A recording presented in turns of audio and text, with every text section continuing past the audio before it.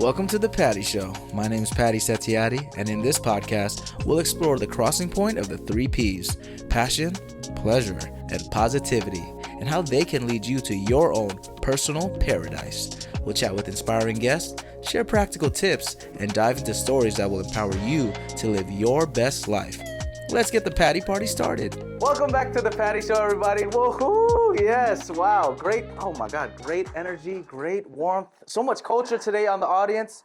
Thank you. Yes, Johnny. Yes, Tyrone. Kevin. Shaniqua, Kevin, Rachel, Karen, all the Karens. Shout out to all the Karens out there, the good ones. Welcome back, y'all, to The Patty Show. It's episode 97. Your pace is the right pace. Oh my goodness, what a great title, great vibes. Welcome back to The Patty Show. Like I said, it's your host, Patty Setiatti, and I have the honor, the privilege of showing you all multi-passionate people that I have the pleasure of connecting with. They bring positivity to this world, and they inspire you to pursue your personal paradise. Look at that. A lot of P's, a lot of pleasure, a lot of positivity, a lot of passion. That's The Patty Show. Before we jump into this episode, we got a fun one ahead, like I said. I just want to shout out my previous guest, my boy, my tech brother himself, also fellow mini actor, so to speak. We've done some short form content for Meta, some fun skits. You guys got to watch that episode. But young dad, proud Chinese heritage. He's a true inspiration in the sales, tech world. A lot of funny laughs. And you can also find him calling me Patty Daddy on the show. So check it out. Love you, Jeff. I'll see you soon, brother. But speaking of calling me Daddy, today's guest. I don't remember this one. Well, today. Saturdays. Oh, yes. Luckily, these episodes come on Thursdays in the midnight. Joining me today, he is a young, legendary filmmaker, recording mixer. Oh my goodness. With a golden smile. Look at that golden smile right there. Come on. And he's an absolute keeper. Double meaning. I like that. You know what I'm saying? He's fun, but also super professional. You see that little accent right there? Woo, spicy. Ooh. Easy to work with, legitimately. I'm not just gassing him up right now. And made our time on set so memorable, so enjoyable, maybe a little too much fun. A little too much fun, you know what I'm saying? Give it up for my brother, Antonio Dorame. Yeah. Dorame, my guy. My God, thanks for coming to The Patty Show. Yeah. We're so grateful to finally have you. 97, episode 97. I know, yeah, congrats on that. Thanks, bro. Appreciate you. If you could give a self-intro to all the lovely people out there, background, hobbies, Yeah, passions, I got you. Do your thing, baby.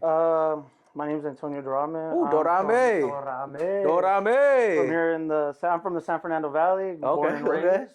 Born and raised, Born but and raised. originally the family's from Mexico. Okay, Mexico. Hey, viva, hey. Hey. Dorame. I've never heard that name, bro. Yeah, it's kind of out there, low key. Like it's not super common name. I'm pretty sure from what I've checked, everyone that pretty much has that name, I'm somewhat related to them, kind of. Oh wow. It's kind of wild. So it's like a very niche, it's like a very niche specific name. Yeah, Okay. yeah. It comes from. It's very like northern Mexican, like very norteño. So near Tijuana. It's like more like. Oh, I was getting excited. I love Tijuana. Sonora, like towards Arizona. Oh, wait. Oh yeah. Okay, I'm sorry. I'm bad with the maps, guys. I forget there's like that part. Yeah. All I know, I've only been to Puerto Vallarta and of course Nice place. Tijuana. Yeah. You know? TJ, Shout out to HK if you know what I'm talking. If you know what it is, you know. Yeah. Mom, don't watch this part. No. Hey, excuse me. Anyway, last names, bro. I love how you mentioned your name is unique because similar to the Setiatti last name. Doesn't sound Indonesian at all, to be honest. Yeah. Or like Asian at all. Every time I was growing up, people thought I was like Italian at the attention seat. And then they look at me and they're like, oh, this kid's not Italian. Definitely not. I love my Italian women and food, though. So shout out to them. Gotta find my sugar mama. But, bro, Setiatti, bro, our last name, too, it's like, I thought, I met someone in middle school that had the same last name. I was like, oh, we have to be related, right? Yeah. Because there's, like, not really a lot of people with that last name. Apparently, we weren't related at all. And it's just they changed the, like, Chinese Indonesian people's last name into, like, that kind of thing. So I don't know if it was like similar to you guys. Maybe you had like an indigenous name and then it switched to it. So that's fun fact for all the Setiattis out there. If you're a Setiatti, leave it in the comments. Message me at Patty Setiati. You know, maybe we are related this time. Find long lost relative. I know, I was seriously. about to say find a new relative. I know, right? We could. You never know, man. But the Dorame family. Yeah. What a cool last name, man. Yeah. There's a good amount. There's a good amount, especially over here towards like Arizona, California. A lot, dude. But yeah, for the most part, it's like I have a big family. I don't know a good chunk of them. So I mean, if you're a Dorame, by all means. Shout out to the Dorame. Reach out, but reach out right now on your Instagram. What's your Instagram, bro? It's Super Duper Antonio. Oh, Super Duper Antonio. I love, bro. Every time I try to find his Instagram, I'm like, what is it? But then I remember he's Super Duper. I know. I was about Super to say. Duper Antonio. Come on, how could I forget, man? Are you an only child though? Nah, I got 2 other brothers. Okay, too. Are you the oldest? Nah, I'm the middle child. Middle child. Interesting. Yeah, Is that your red flag? Maybe, bro. Low key. Now that you mention it. Okay, shout out to all the middle children out It's there. all making sense. I know. It's actually all a therapy. This actually, the Patty Show is just therapy. You know, we actually for my middle child. Exactly. Syndrome. We're actually all bringing makes up sense. all. Your mom is coming in. Everybody. Long lost relatives. Yeah. I was about to say This is like this is all coming together now. This is all making sense. Damn. The Patty Show is actually Maury on crack, right? Literally, I'm glad. I've been waiting for He's this. like, finally, episode I 97. know. Let's go. I wanted to come on the show to get answers. Just to get there. Just to get some answers. Hey man, you never know where this I show know. will evolve to. For We're on real. 97, maybe on episode 197. It is the next Maury show, you know, blessings, all that stuff. But bro, growing up as a middle child though, man, how was it like in this? I guess like the LA vibe and everything like that. Because I'm not originally from the East Coast. I'm West Coast. Yeah, that's right. You're from the East Coast. Yes, right? sir. You're Yes, from sir. Connecticut. Yeah, bro. Yeah. Completely different. All the way over. Bro, it's literally bro, like 6 hour flight, bro. No, 6 hours? Yeah, so, like I thought 5, it'd be 6 more. Yeah. 5, 6 hours, something like that. Yeah. Nah, I mean, growing up as a middle child wasn't like too crazy. Luckily, I'm really close with like my family and like I feel like, if anything, I feel like I've always had somebody. Like I grew up with my 2 other brothers, but I grew up a lot with my cousins too, and a lot of my cousins are all around the same age as me. Like my older brother is the oldest one out of all my like. And what's the gap cousins. between you? We're all 5 years apart about. Okay. So it's like my older brother's 95, I'm 2000, my younger brother's 04, but he's like late December, like Yeah, so it's 04, 05. Yeah. And your parents kind of did it on Yeah, purpose. it seems like they planned it, but I mean, nah. You say, they ain't playing. Nah. Yeah. Yeah, but what's it called? I have a lot of other relatives. Like one of my cousins, she's my age. I have like 3 cousins that are all my age. So I they're grew up basically with them, siblings so it's at like that point. siblings. So like if I was never around my brothers, I was always around my cousins. And then after like if I wasn't around my cousins, I was around my aunts, my uncles. I was always with family. So I mean, it wasn't too bad. I think you definitely feel it more as you get older too, because obviously, especially like going into like high school and then after eventually college, you start to like try to like you go on your own a lot. Yeah, and own do a path, bunch of own things. careers, own passions. I'm still really yeah. close with all my family, but like definitely I think towards high school you feel a lot more like I compared to my other brothers, I feel like I was a lot more independent in the sense that I was going out alone. I went to school really far compared to them too. They always stayed in a school kind of like somewhat close to them. And why is I that? Why went to did school you really go to far. like a different? Originally, I went for soccer. I went to Cleveland High School in yes. Reseda. I went there to play soccer. See, he's a keeper right there. And then after, literally, the ladies, family. I know, ladies literally, going up. my brothers also all played keeper. Oh yeah? Yeah. Bro, that's okay. We gotta go back to this whole keeper stuff. Genetic. I know you guys. Genetic, apparently. They did it every 5 years. They're ready for the next Yeah, World no, Cup. no, they're trying to get one. Yeah. So much going to the World Cup. You know, only work for one. No, I'm kidding. But bro, yeah, because the keeper position usually like people call it the position no one wants to play. No one wants to play. You know what I'm saying? We wanted to. That's that was the interesting, thing. bro. But I mean, that also makes it like, I don't want to say easier, but it's more accessible towards like my older brother. He always played keeper. He played keeper since we've all played keeper since we were kids. But my older brother, especially, he was like, this dude like was willing to die for that position. Oh, he would dive like literally just jump for it. He loved that position. Like he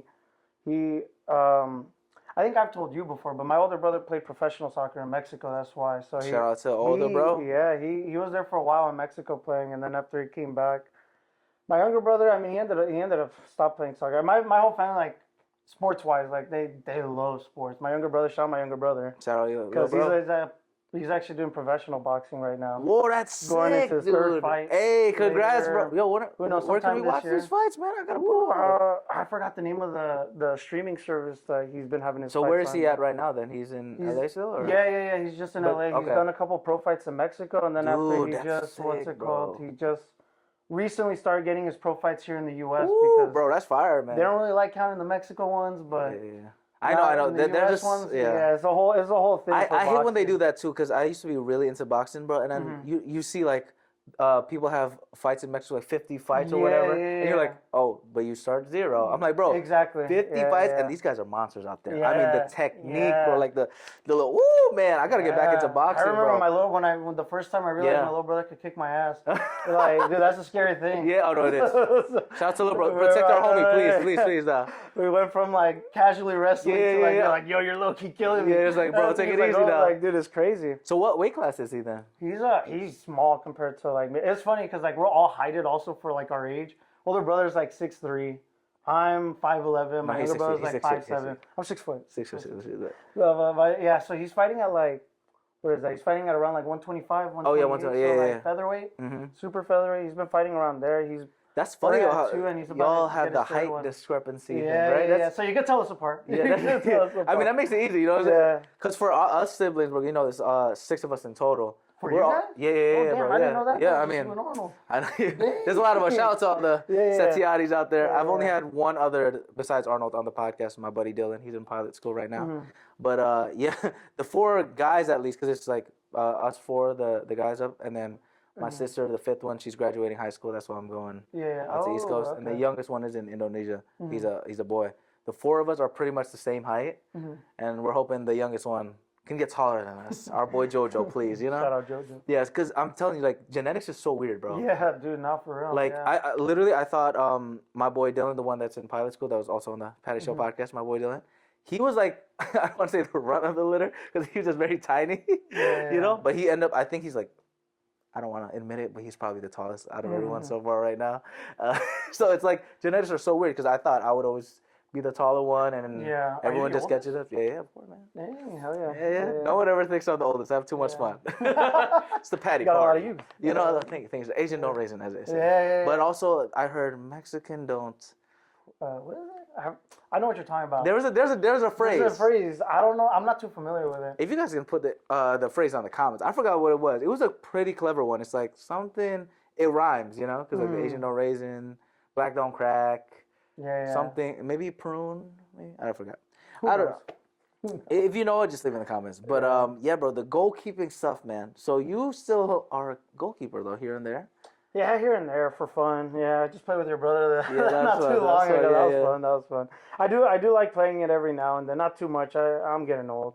Nah, bro, You feel it physically. This guy. Oh well, I mean, you feel it physically. well, I will agree. Like, yeah, That's I feel the one it in my position knees. that I think in soccer that it's like genuinely, if you're doing that for fun, like you're gonna feel it, Brian. You gotta be on something, dude. Like, Yeah, bro. Especially if you do a proper keeping, like proper dives. Yeah. Like Yeah. it's because, I mean, you don't notice it until like you actually stop goalkeeping, like how much it genuinely hurts. Because like when you're doing it consistently and every day, you get used to the falling, Yeah, the bumps hitting and the ground everything. and all that. Like you don't realize that like you don't feel that anymore until you stop goalkeeping for like a while, and then you go back to it, and then it sucks. Do you wear any bodysuit stuff Now underneath? that's the thing. I'm so used to like not wearing anything that. Well, I you're wear a savage. absolutely This nothing. guy is an absolute Dude, savage. I went bro. to go play with your brother. I was Yeah, wearing yeah. like shorts, just a normal sweater, and then I took off the sweater, so I was just wearing like a normal shirt, bro. Yeah. I was like, by the end of the game, I was all scraped from like Yeah. the knees down. Oh. My arms were all scraped. I was all sore. I left that game. I remember getting my car close to the door. I'm like, dude, oh my god. I was like, this. Yo, I that's- am dying right dude, now. that is crazy. So you said after you were done with my brother, your knees were busted up? Yeah, busted up. Hey, yo, dude, wait, yeah, wait. Your brother, bro. Hey, No, man. dude. Arnold, come on, man. What you doing, bro? Oh, he's crazy. Hey, crazy. Left the me sore. Setiatis, man. I'm sorry. Shout out to our director, buddy. You know what I'm saying? Yeah. But bro, that's why I have so much respect for you, man. Because I just like playing striker, bro. Like I could score the goals in. Being a goalkeeper, man, I could never. Like that, the damage that you guys take from going left and right. But I will say, bro, your technique. This is more Flowers to you with your technique, Flowers technique. The time when we played together at Meta, bro, in the Apply Vista, bro, your technique was crazy, bro. Your passes, bing! I'm like, yo, this guy is a midfielder. Like, don't put him in the goal. Put him on. But we need you in the goal because no one wanted to be in the goal. You know, it's tough. But, bro, your passes, too, because people will forget that goalkeeper is also the feet. You got to have the feet, too. You can't just be having the hands, you know? It helps, of course, having the hands. But, bro, you're playing, like, Neuer up here, sweeper, keeper. I'm like, dude, the little fake, what's it called? The fake pass into oh man. So when you guys, when you trained for that, were you just like doing academies, or was it just like at home with the? Like, we always grew up playing like club, and then after the club, the soccer scene was really different back then too. It's not like how it is now. Now it's a lot more, I guess, like accessible. But it's also more expensive. But back then it was more like play for a club, and you're playing for a club to get to an academy or to get to a pro academy. And then after from there, go somewhere, or you go to Mexico, like what my older brother ended up doing. You try out for like a professional team in their academy. You get signed by them, then you stay with them and you train with them, and then you get put under like lower division team or something. You work your way up. Work your way up, So because in Mexico, it's very different to how it is here. Over there, they have like full on academies where you could stay in, you could live there. Kind of like a boarding school. There. Yeah. You do your school there, you do a bunch of that stuff, and then after from there you either get cut, you get dropped, or you get left behind, or essentially, or you move on with like the pro. You go deeper into that pro level.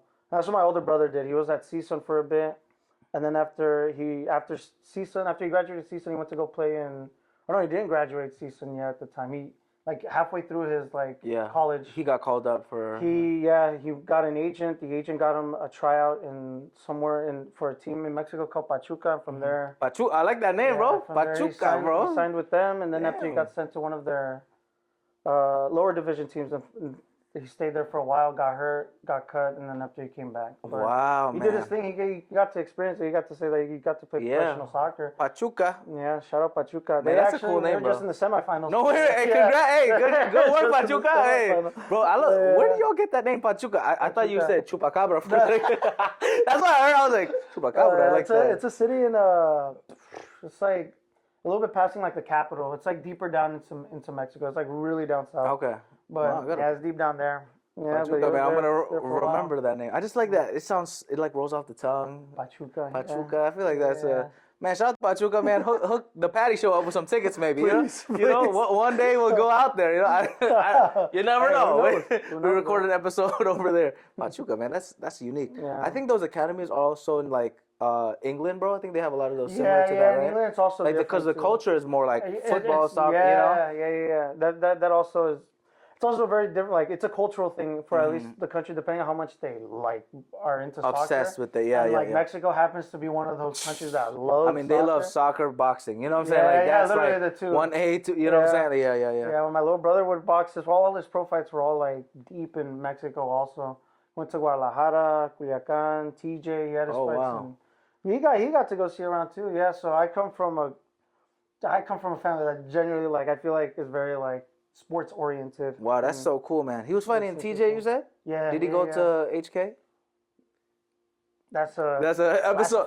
If you guys want to watch that's going to be on the OnlyFans, the Patty Show podcast. We'll talk about that more eventually. Bro, that's so amazing, man. That must be so inspiring to see that, and the fact that you're still in the sports kind of stuff, but also pivoting towards entertainment, filmmaking, audio, everything. How did you get into that world while your other siblings were kind of just I don't want to say stuck in the sports, but stayed in that lane? How did you, I guess, pivot? Well, so when I was in high school, I went to high school to go play soccer there.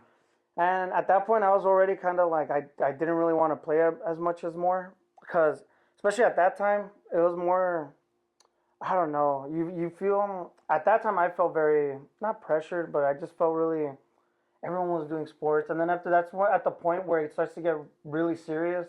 In terms of you have to decide, even though you're such a young age. Oh yeah, bro. Really, at the age of 14 through maybe 16, 17 is really where, athlete-wise, you really have to start considering if you really want to do that. Yeah, because you have a timeline. And you have to really commit to it. And then after, I started getting really into film, and at that school at Cleveland, they had a really good film program, and so I started getting really into that. But I specifically started getting really good, really deep into cartoon animation in Ah. my high school. And Anime so stuff too? Yeah.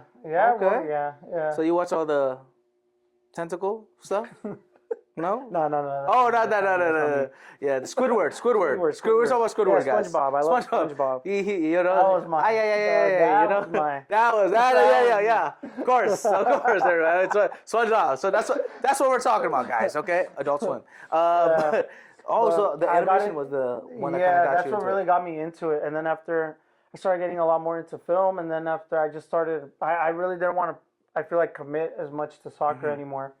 Especially since at that time my dad started taking me to a lot of like tryouts for a lot of different academies. I started getting a lot more serious. There's a lot more teams that you have to start going. I remember my dad ended up taking me to CSUN because my older brother was there. Yeah, and we yeah. ended up started talking to the coach and stuff. And then after I just started feeling like I feel like to me at that age it really started getting You were to me how a old little bit again? more. You were I was like- maybe like 14, Yeah. 13, 14. I It's was like getting into your high school passion early. kind of became like a career. Yeah, and then it you was start like- to think about it more, and you're Yeah. like, oh, like I don't know. For You're me, not doing it wasn't- for the love of the game. You're doing Yeah. I feel you, man. I feel And you. then after, and I ended up, I really liked film, so I ended up just really sticking with it. And in high school, I feel like I had really good teachers. As much as people didn't like the teachers, they really, That's I the mean, team. they were really, at least the film teachers.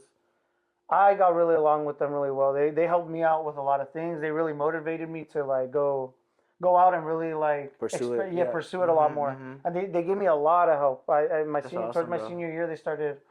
I think I went to a film festival in Nashville with them, and they helped pitch. What, They bro? helped pitch in for what's it called, the money for the flight to go over there No with them. way, 'Cause dude, They that's took a group of us, and I told them, I'm like, I can't afford that. Yeah, like, yeah, I was yeah. like, there's my money doesn't got that. My Yeah, family yeah, doesn't have no, that for kind of real. money. Like, I was like, I don't know if this is like. I was like, I don't mind staying, and they're all like, no. Like, if you really want to go, like, We'll find a way. and then we'll find a way. And so the teachers would help me fundraise. They Oh helped my God, that's fundraise me amazing. money, and then after they gave me money to try and go. Yeah. And so I was really grateful for those teachers. Shout out Mr. Gleason and Ms. Shout out, Hubert. man. They really supported me on that. Like, and after that, and even just going to Nashville, the people that I was hanging out with, everyone, like, I got really motivated to get really into Yeah.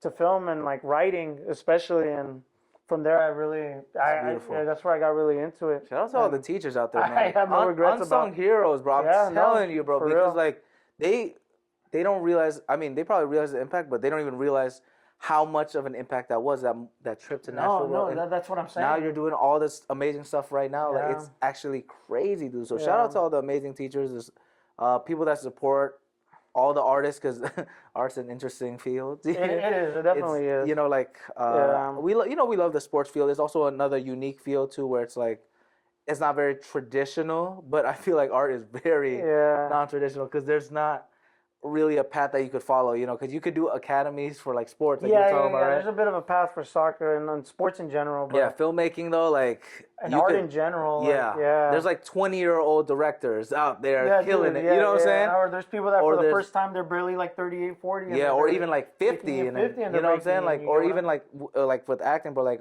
Sir Ian, McKellen. yeah, he didn't get like popping off until like what 60s? Yeah, 50s, Like, 60s, yeah. double my age. For which the is most great. part, he was all like plays. And Which was still great in his career, but then now he's like a global icon, bro. Yeah, you know, like, he's set for life. Magneto. My boy Magneto. But yeah, that new movie gonna go crazy though, man. That Avengers, man.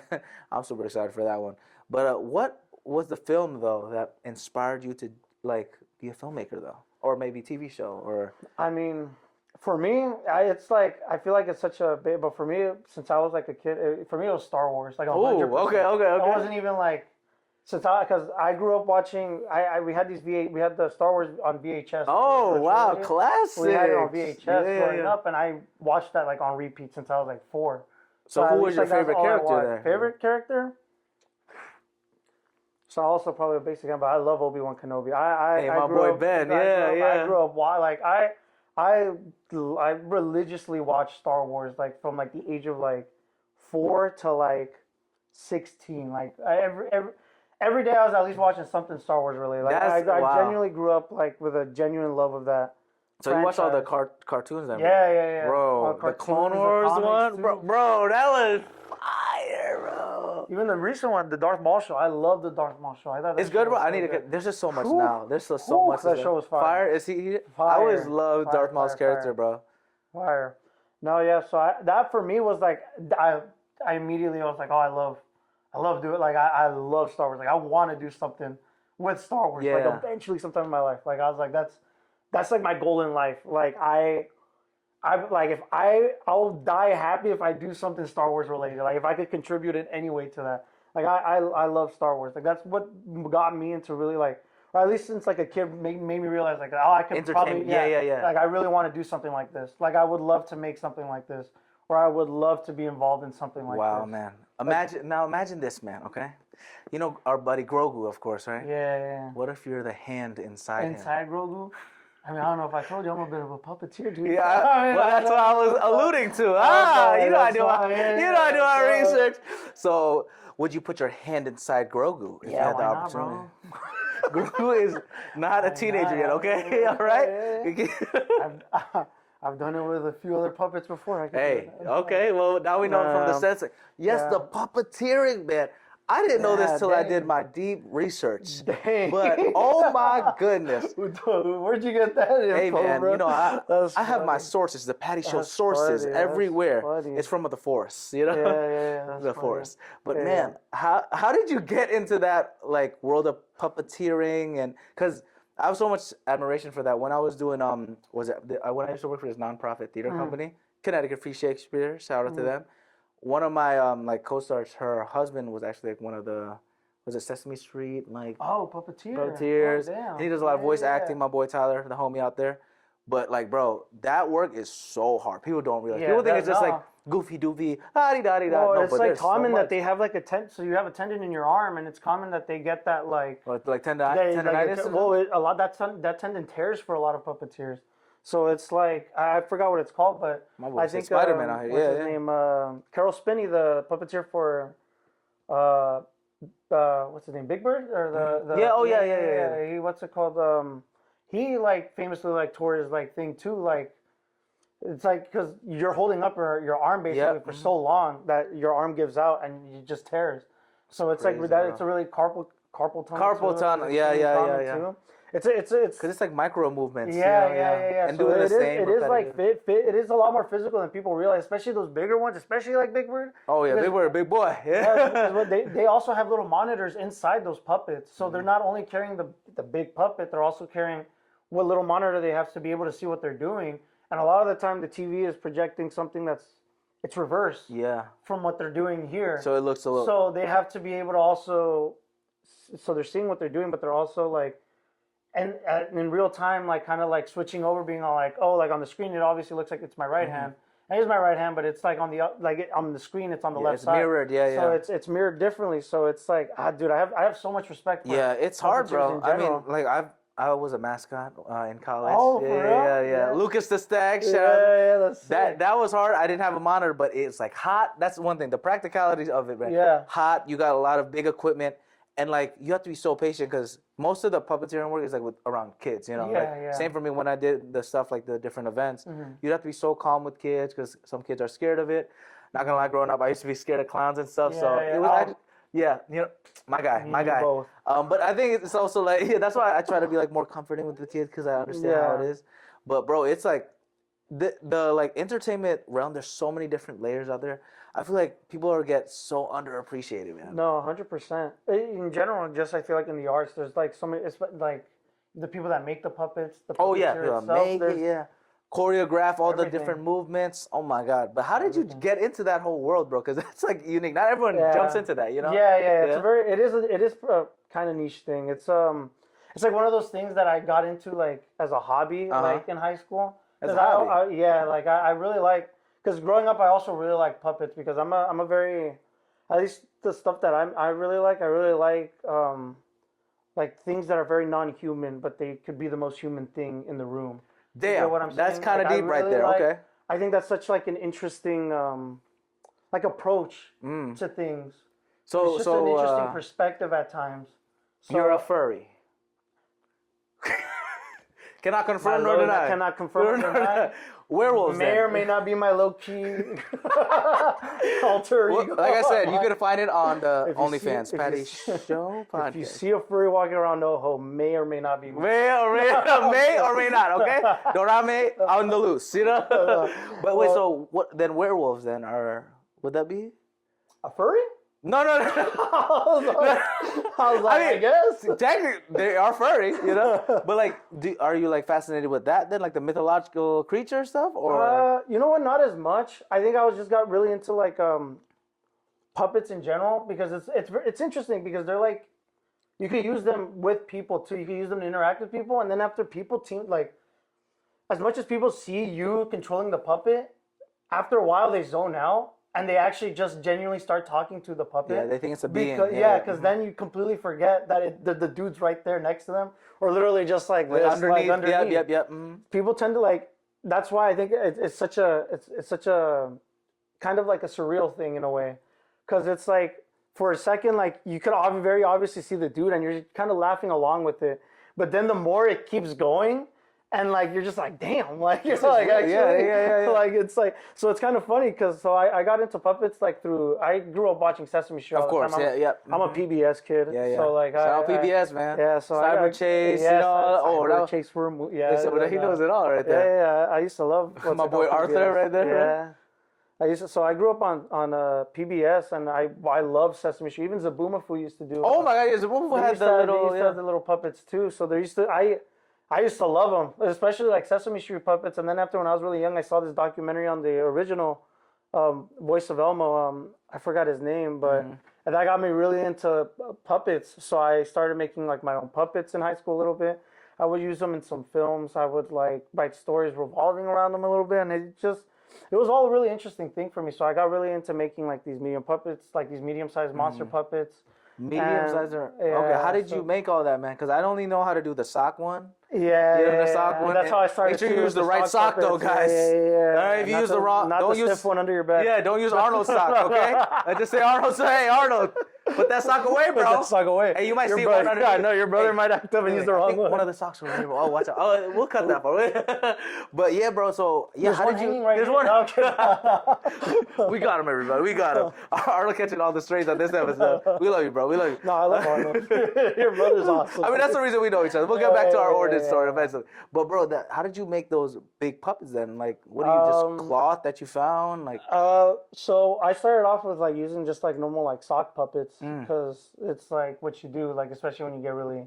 When you're first like I feel like making them, you just like it's what's around your house. Eyes or something. Yeah, whatever's around your house, or you use it. And so I started off with those, and then eventually I started going on YouTube. I started buying books. I started getting a little bit more into buying books too. Yeah, so I started getting really more deeper into it, and then from there in the books, like they teach you how to like pattern, like how to make patterns to make puppets.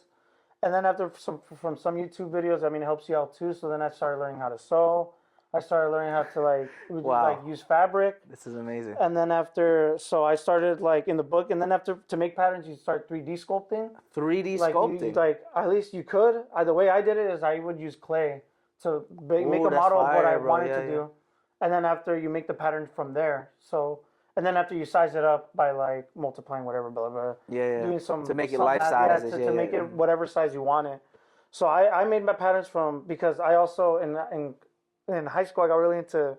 When I was getting really into animation, I started doing a lot of stop motion. So I started doing a lot of 3D. Like I started just doing a lot of clay modeling in general. Oh, claymation stuff a little bit. So I used to really like doing clay models. So. From there, I started making patterns from the clay models, and then after I would size them up, and then after I would make the patterns, cut them off into the fabric, the foam, and that's just how I started getting into it a little bit. And then I would start making these basically monsters like puppets that are like maybe like I think the biggest one I made was maybe like it wasn't that big. It was like 4 feet, like total. Bro, that's pretty big, yeah, bro. Yeah, like 4 feet. The size of a child, basically. Yeah, no, seriously. Yeah, I was like, pretty 4 big, feet. It's a pretty My big, God, pretty big puppet. I thought you said like 4. Thinking about it. Yeah, bro, that's big, bro. Some people are barely 4'11", dude. I was like, what? Yeah. Total with the size of the feet and everything, it's about that big. And how heavy was it? It's pretty light though. Yeah, because the material is not too crazy. It's like just like normal like like foam. It's like foam and fabric basically. The real weight is where the head is because of the because you need the it for plates. Yeah, and you have to put like it depends on what you really put in it. Like I like to put a lot of like eye stuff in it so they can at least blink. So sometimes that could add weight to it. But all the weight's all at the top most of the time.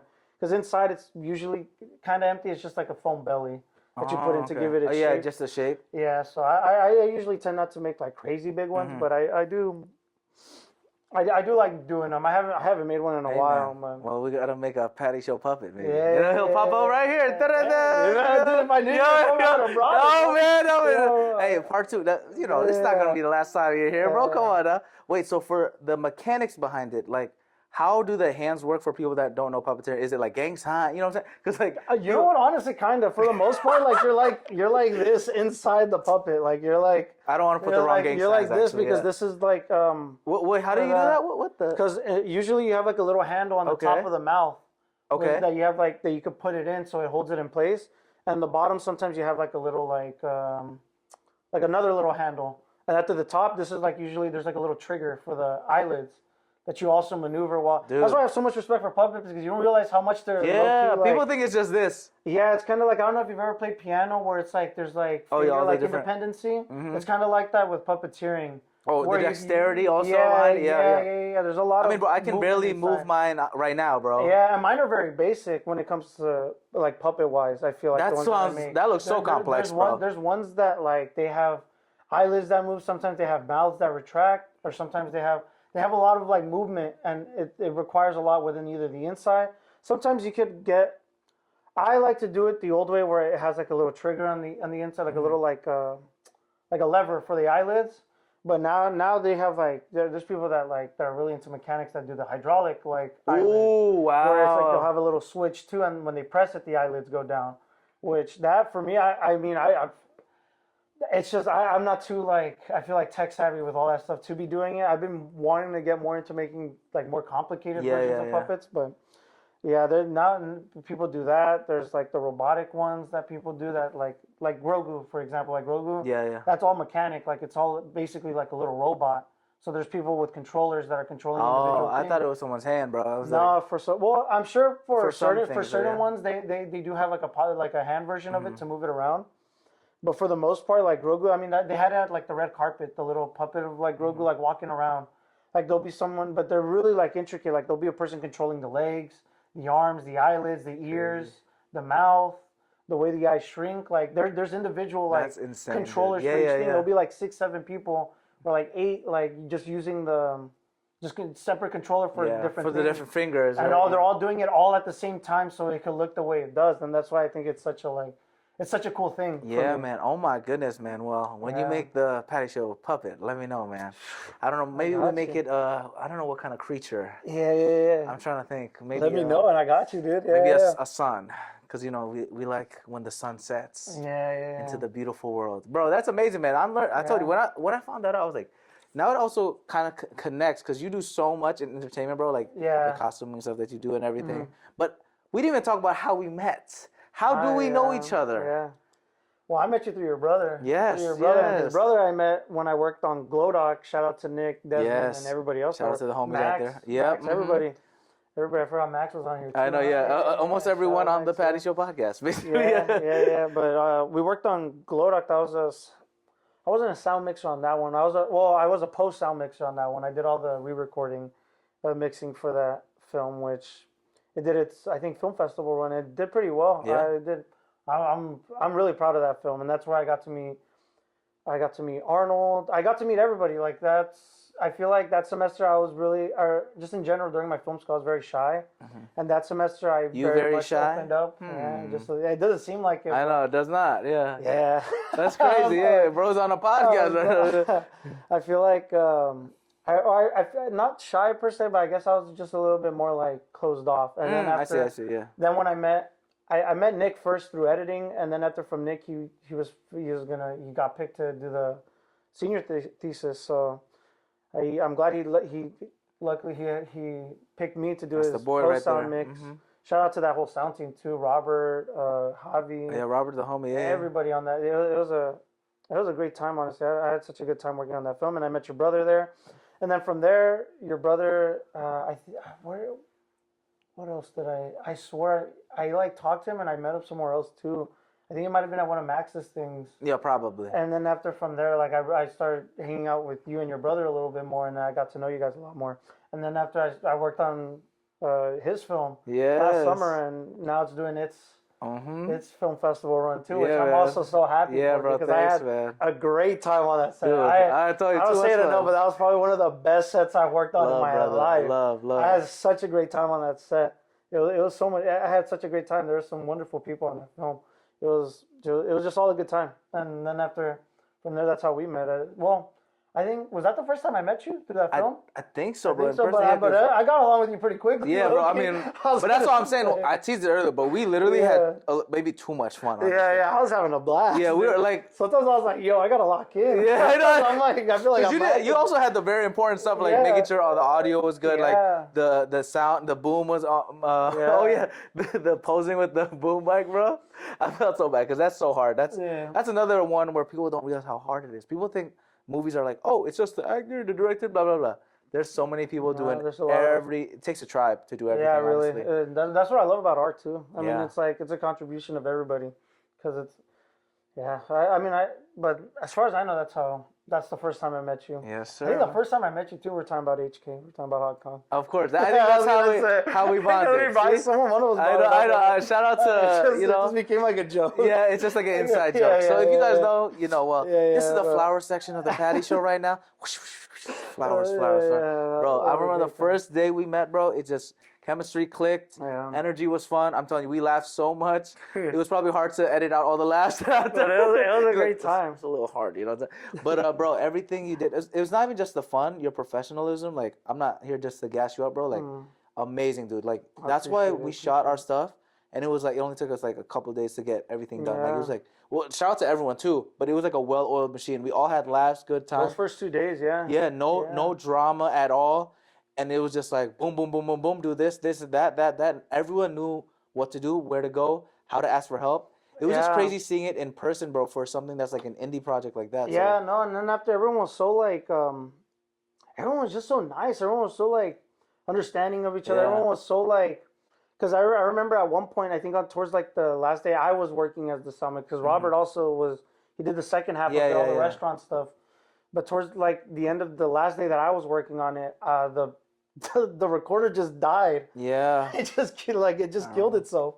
And like I started freaking out because like we had to hold, and I just felt really bad, but everyone just made it feel so like, nah, dude, like it's all good, like it's all under like, control. It's all under control, like we got time, like you're good. Like just like so I felt good. I felt bad, but everyone was making it very clear for me to not feel bad.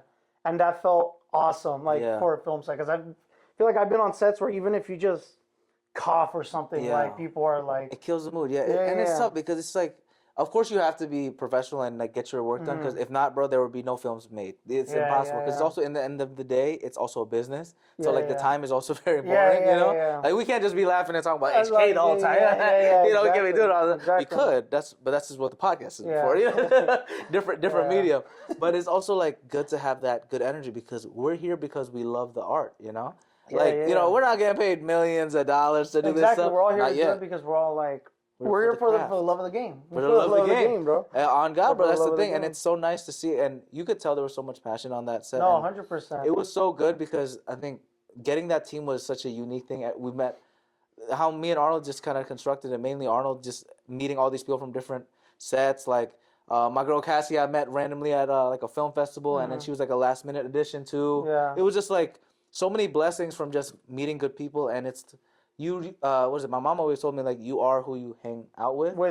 So it's like, even though it sounds like it's like, what I don't want to say like nepotism, hiring your friends, whatever. But you want to hire people you actually that you care trust. about. Trust and you trust and you care about. It's true. Yeah, and like I said, y'all had the balance of so much fun, but so much professionalism that it was like, we did the deadline, and look, bro, the turnaround was so quick. We recorded, we did everything a little less than a year ago. We're already on our film festival. We already had like turn around so quick. Usually, sometimes they take like 2 years sometimes to get the full film done. And the film is like at least like 13 minutes. It's not like it's like a quick, like only 1 minute short. So like the fact that with the post stuff and everything, shout out to everybody out Even there. the fundraising, everything. Everything was quick. It quick. worked Yes, shout out to it everybody worked like again. clockwork, dude. Yeah, dude, it was like great. really fast. I'm Honestly. like, yeah, it was a Yeah. well-oiled machine. So maybe part 2 of another project coming soon with puppets, maybe. You know what I'm saying? Ooh, the Patty puppets. Yeah. Oh man, imagine you made a puppet version of me. That'd be funny, brother. Hey, bro, you want it? I got you, bro. I don't know if I want your hands inside my puppets. Yeah.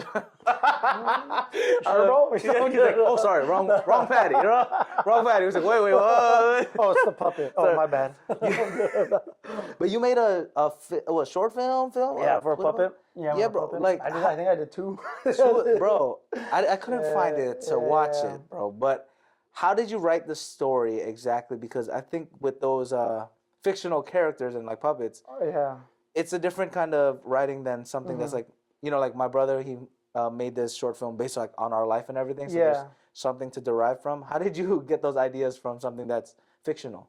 So for that one, so the film was called The Mind of a Puppet, and that one was shot by Avik. I don't know if you've met Avik. He was in our film program also, but he you know what? He was there also the night to show. He was the other actor in Max's short film. Yes, oh, my homie Avik.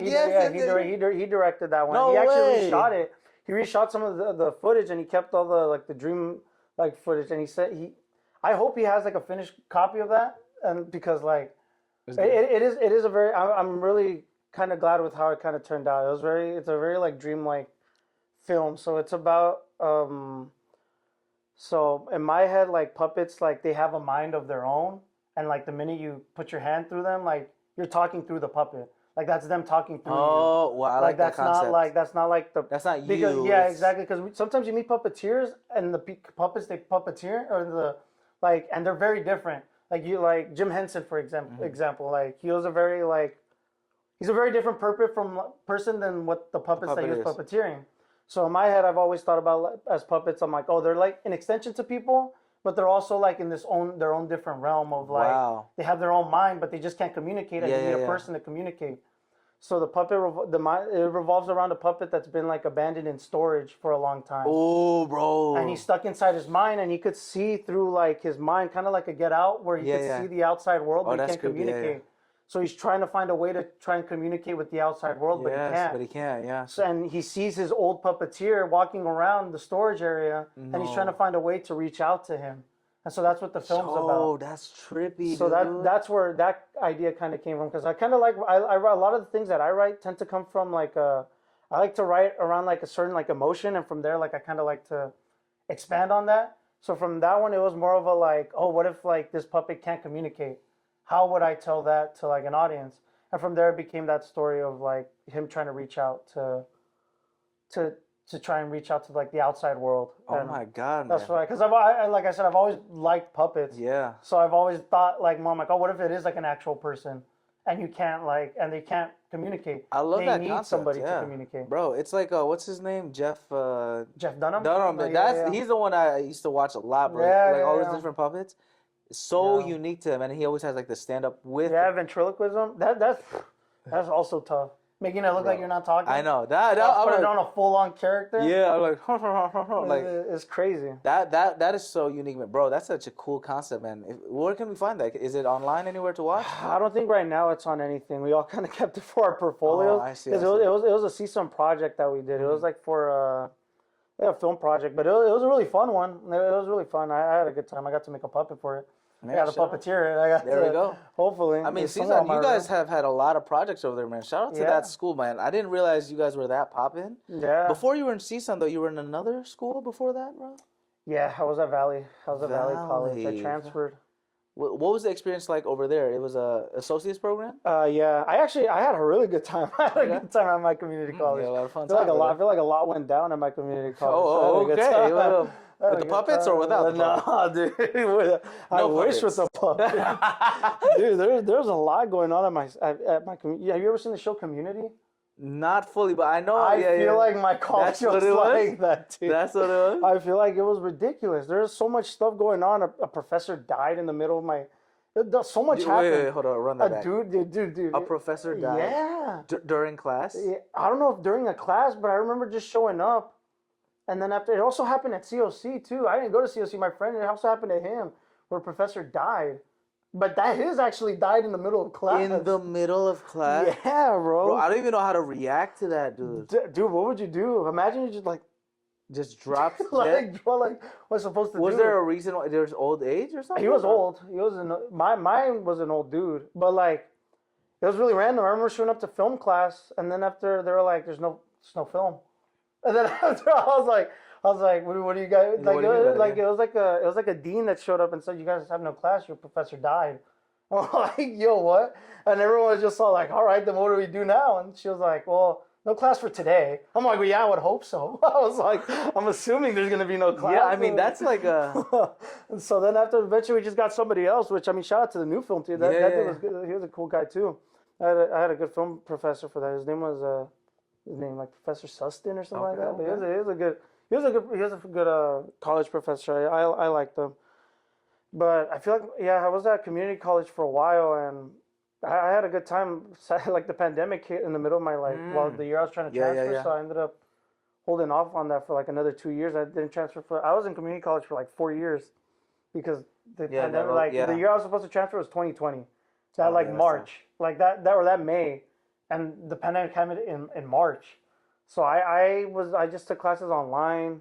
I just kind of waited it out, and honestly, I think it was probably for the best because just of the group that I got stuck with at CSUN. Because like I don't know, like they say, everything happens for a reason, right? Like amen to that, yes sir. And honestly, I mean, it does. Like if that didn't show me, like a lot of stuff definitely showed me later in the future. But that was like probably one of the first times where I was like, well, I mean, it's whatever. Like I'll let it. Like it is what it is. Mm-hmm.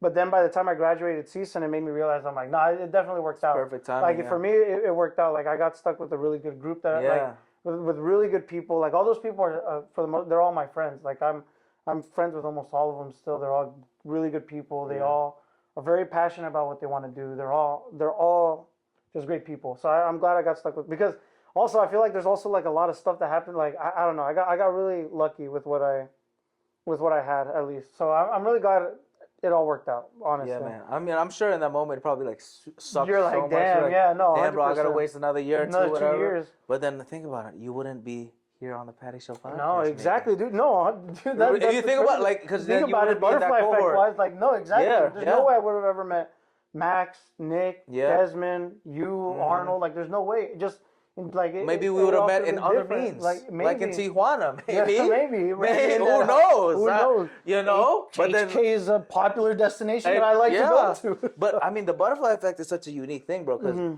if that also is like a different thing, maybe it's like you pursue the goalkeeping more. No, right? You know what I'm saying? Like, or boxing. So it's like life is really crazy. So the fact that you had the gratitude to realize that, and now you're like, you're living your best life in LA, doing your thing, you know. Sure. All the ladies are looking for you because you're a keeper, of course. You know, ladies, just go to his DM. Stop playing, okay? You don't have a girlfriend right now, right? Nah, okay, I was about to say, I was like, yeah, I'm putting my boy out in the market, and then she's like, she got a Latina in the bag, like, what did you say on the Patty Jam yet? I remember on minute, blah, blah, blah, like, I'm gonna get you in trouble. Shout out to the Latinas out there. We love you girls out there. You guys are the best. So much passion. But the passion, man, I'm glad that you mentioned like everything being like perfect timing, because then recently you not recently, because I guess kind of recently you came back from Disney. Yeah. From that program, bro. Yeah. You also probably wouldn't have done that program if you there's graduated no way. earlier, right? There's no way. Because I also during that pandemic, because the reason why I went to Disney was because I started, I don't know if you know that I was teaching before I left to Disney. Mm-hmm. So substitute teacher. So it's all perfect timing, because if it weren't for the pandemic, I wouldn't have started working at that school as like a TA. Yeah. And then eventually become a teacher. And then after teaching made me be like, I don't want to do this, and then leave to Disney. Yeah. He was like, I love the kids, but I'm out of here. Yeah. That was different. But yeah, I just got back from Orlando. Well, now at this point, I've been back just as long as I was in the program, which is crazy to me, because 6 months, right? Yeah, I was there since like last August, and I came back in January, and now we're already in June, which is crazy to me. I know. Feels like I was over there for honestly like maybe like a year or two. Dude, it did feel like it, because we were trying to get you earlier on the podcast, but you're a hot commodity. Yeah. And I wasn't going to go to Florida because that'd be dangerous. Like I said, it's too close to the Caribbean. Got too much craziness on there. Ooh, shout out to Latinos out there and the Caribbean folks. We love you. Bro, but 6 months for that program. Yeah. Oh my goodness. But it was a good time. What was that program called exactly? It's And like, the what Disney did you guys College do? program. Oh, Disney. And what did you guys do? Like, what looked like? What was like a normal week for y'all? So when you're there, when you apply for a job, and I luckily got the job I wanted. I wanted to do costuming. Perfect. What were the other jobs like? Dressing, Pooper scooper, like photo pass. There is like the cleaning people. You could do that.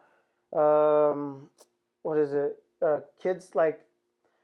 I forgot the exact title of it, but it's like basically like the games, but you mostly like work with like the kids. Oh, so you were like, So, definitely not that. Yeah, well, that was my number 2, and I was like, I pray to God I don't get I'm this already, one. I was already a substitute teacher. Because I was really trying to get in the program, but I was really I pray to God I don't have to do this again. You're like, I was already the teacher guy. Dude, I told you I didn't want to do this, and now if I get this one, I'm gonna be screwed. Oh my God, that's so funny. I put it because I really wanted to get into the program. Yeah, so I knew it. So I knew it if I put that, I probably will get into it, but I really didn't want to do it. Yeah. My first option was costuming, and then I put that, but I ended up doing costuming, which I'm glad because I also met some of like the best people through that program, like through that job. So most of the time, what you would do is you live in you could choose not to live in that like housing, but you basically live on like a Disney campus. It honestly felt like it's like a frat house. Yeah, bro. It's basically you're like in a giant apartment. Think of this whole apartment complex, but everyone here works at Disney. Oh my God! Do you get your own like room? Yeah, well, if you're lucky enough, you could get your own room. But most of the time, you dorm with like 3 other people. So you have a roommate, and then you have 2 other roommates, but they're in another room across from you. So but you're all within the same apartment. Okay. But you had roommates then in your dorm or? Yeah. I had one roommate. You had your own bed though, right? Yeah. Just making sure. I don't know if you shared the bed or. I was like, we shared one bed. I was like, Disney got money and they're not even giving an extra bed out here. We split the. I'd be under the bed sheet. And he'd be on top of it. Bro, I've never heard anyone do a split seat like that, and I have 5 siblings, bro. We ain't even do that, okay? Actually, hold on. No, I don't think we've ever done that. The worst we've ever done, bro, is like a twin-size bed. Me and my brother Julian, we just crammed up together. Yeah. I've never done that one though. The top, the layers. The layers. Disney goes crazy. No, what's it called? But yeah, I had one roommate. After I had 2 other roommates too. I got along with all my roommates. Awesome. If anything, is it co-ed? It actually could be co-ed, but it's crazy. Yeah. But Disney go crazy out there. Yeah, nah, dude. Honestly, bro, that the whole entire all of that Disney in Florida is run by a bunch of like horny like 18 to 25-year-olds. I swear to God. That's what it's ran by. I swear to God. You heard it here first. That's what that program, it's crazy. Wait, so what's the age limit that they can go back? Bro, there's like 30, 40-year-olds in that program. They're going to be like, let me sign this up real quick. There are a lot of people, but that program, anyone that's in that program, as much as they'll agree with you on that, dude, because that program's nuts. It's the craziest thing, bro. This is why every time I see him on Insta during that era, he's smiling. I was like, it's going down over there. Dude, my boy using his puppeteering skills. There's because you go to work and then you come back. You go to work with the same people, you come back with the same people. And then you got nothing else to do because half the time, everyone else also isn't from Florida. There's a good amount of people from Florida, but most of the part, everybody's from there's a lot of exchange people from Italy, Puerto Rico, from Canada, Japan, Brazil. Damn, all over. So you're getting people from everywhere that have never been to the U.S. So now you got everyone's trying to just see what's up. Live it up, see what's up, see what's going on. So everyone's it's the craziest thing. So you come back from work, and then even if it's at midnight, I would get off sometimes at 12:30 at night. I'd be back at my apartment at 1 a.m. And everyone's still up. Because people are barely getting out of work, and they got these crappy shifts. So now they got all this energy till 4 or 5 in the morning, and so you're just up all night going out doing stuff. It's a crazy thing. How does the nightlife stuff work there then? That's even crazier because there's this dude that rents out a party bus to take you from the apartment. That's crazy. It's crazy. Yo, that's wild, bro. That's like a crazy even summer crazier. camp, college vibe, bro. Dude, it's nuts. It's nuts. It felt like I was going through college again. Dude, this is why, man, I'm telling you, man. That experience that I feel like I didn't get in college, I definitely got it. Yeah. It was nuts. It was nuts. Like what? Like it genuinely feels like you're in a giant Disney frat. Like it's That's nuts. crazy. Because everyone knows, and then after everyone in that area also works for Disney. So even the people that aren't in that program also only work for Disney. So it's like literally, it's crazy, dude. Disney literally owns a city. Like that's how it feels like. It's nuts. Oh man, it's a magical world, all right. Dude, man, dude, for real. And then after, so like, yeah, you have these party buses that literally pick you up from like the apartments. They're really cheap. They're like $10. 10 to like the most I paid is like $20. Bro, you can't find that in LA. I know that's what I'm saying. I'm paying $20 for an Uber. I know. I'm paying $20 for another $20 half-hour parking, bro. Bro, this guy really knew how to get his business going because he would send out the party bus, and then after he had a bunch of deals with these clubs. So if you paid for the ticket to get on that bus, you also paid to get inside the club. Yo, this is fire, bro. So, dude, it's crazy. And then after can you go another 6 months or no? Yeah, you can. No, like another program? Yeah. We might have to talk offline. Just for this, yeah. It's crazy, dude. I'll learn how to poop. Dude, I have my old roommate just went back to go do like the alumni program, which is the same thing. You just do another 6 months. Man, I'll learn about this costume stuff real quick, bro. I've learned everything. Dude, it's crazy. Yeah, this dude had some deals where it's like, oh, if you get the party bus, you get in the club and you get drinks for free. And I thought, like, bro, this guy, I don't know what the hell kind of deal this dude's got with bro, this guy is some next level promoter. Bro, he's a crazy promoter. So, like, he's basically like, so then imagine that. And now you got a bunch of like 18-year-olds, like a bunch of like 21, but people that are like either straight up in college or straight out of college. And now like you work, like it's a crazy environment. It's straight up like I don't think I'm ever gonna, I think that's why you get so close with everyone there because you're experiencing this like weird thing all at the same time, and like no one else could like really know what you're talking about unless you actually get into it. Yeah, because like it's just so abnormal. Like it's not, in my opinion, it's not a healthy way to live, bro. It forces you to have some unhealthy ass habits. Like it is. Oh, I'm sure. It's an insane environment. It enables it like crazy. Oh yeah. Because like nah, bro. It's a crazy. It's such a good time. Yeah. And then you can get into the parks for free. And then all those parks, they if anything, they want you to drink. Like they want you to like have a good time, bro. It's crazy. So like how almost all the money you're making is either going to your rent or it's going back into the parks you're going to. It's nuts, bro. I had a great time. Man, I can tell, man. I'm telling you guys, if you guys ever see his older stories, this guy is just cheesing. I don't know why or whom's maybe plural, but shout out to them, you know? Shout out to everyone out there. Shout out to everybody over there, dude. It was, I think by now, everyone that I was with is pretty much gone, but it was, it was an interesting time. Yeah, man.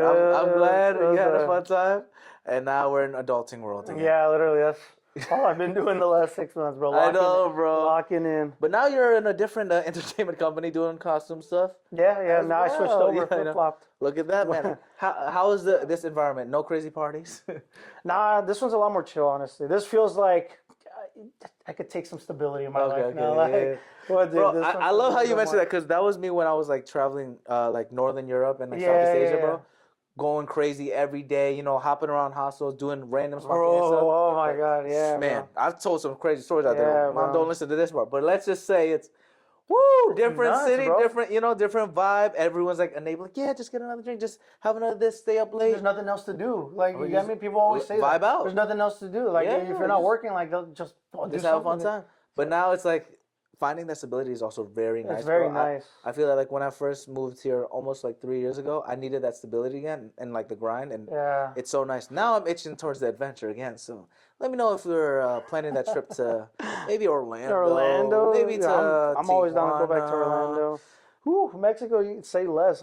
Hey man, we're gonna go all the time. All the time, you know what I'm saying? All the time. But this costuming stuff, man. Oh my God, what does a day in the life of a costumer? Yeah. Look like in a Universal Hollywood. Nothing crazy, just like it's like kind of like at Disney. Like it's like you just kind of like change the people. It's nothing crazy. Like the performers into wherever they're going for the day. It's nothing like too crazy.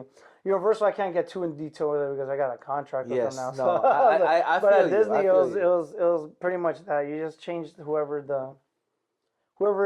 you got for the day, or At least a lot of laundry, sewing, a lot of that stuff. Kind of. It's The nothing practical too stuff, crazy. yeah, yeah. I really enjoyed it. It's a really chill job, especially if you don't really like interacting with people a whole lot. I like interacting with people, but it feels nice that like it's a really there's no stress really to be like to put up like a because sometimes when you're working like customer service or like you're Oh yeah, working you have with to be like 100% people like on, you bro. always have to be like you always have to have this face Yeah. for people Mhm. because like if not you're gonna get in trouble, you're gonna get fired. You Yeah. get what I'm saying? Yeah, of course. But I was lucky with my job. The only people I was ever really interacting were like performers, other costumers, like maybe just some higher ups.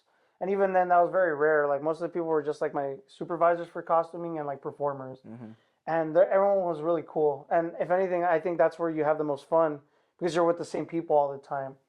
And over there, I was driving out a lot, so like you're always just driving with a partner or driving with a group to these places to just go set up like costumes and stuff like that. So it was a really chill thing, and it's kind of I mean for Universal, it's kind of the same thing. It's a very chill environment.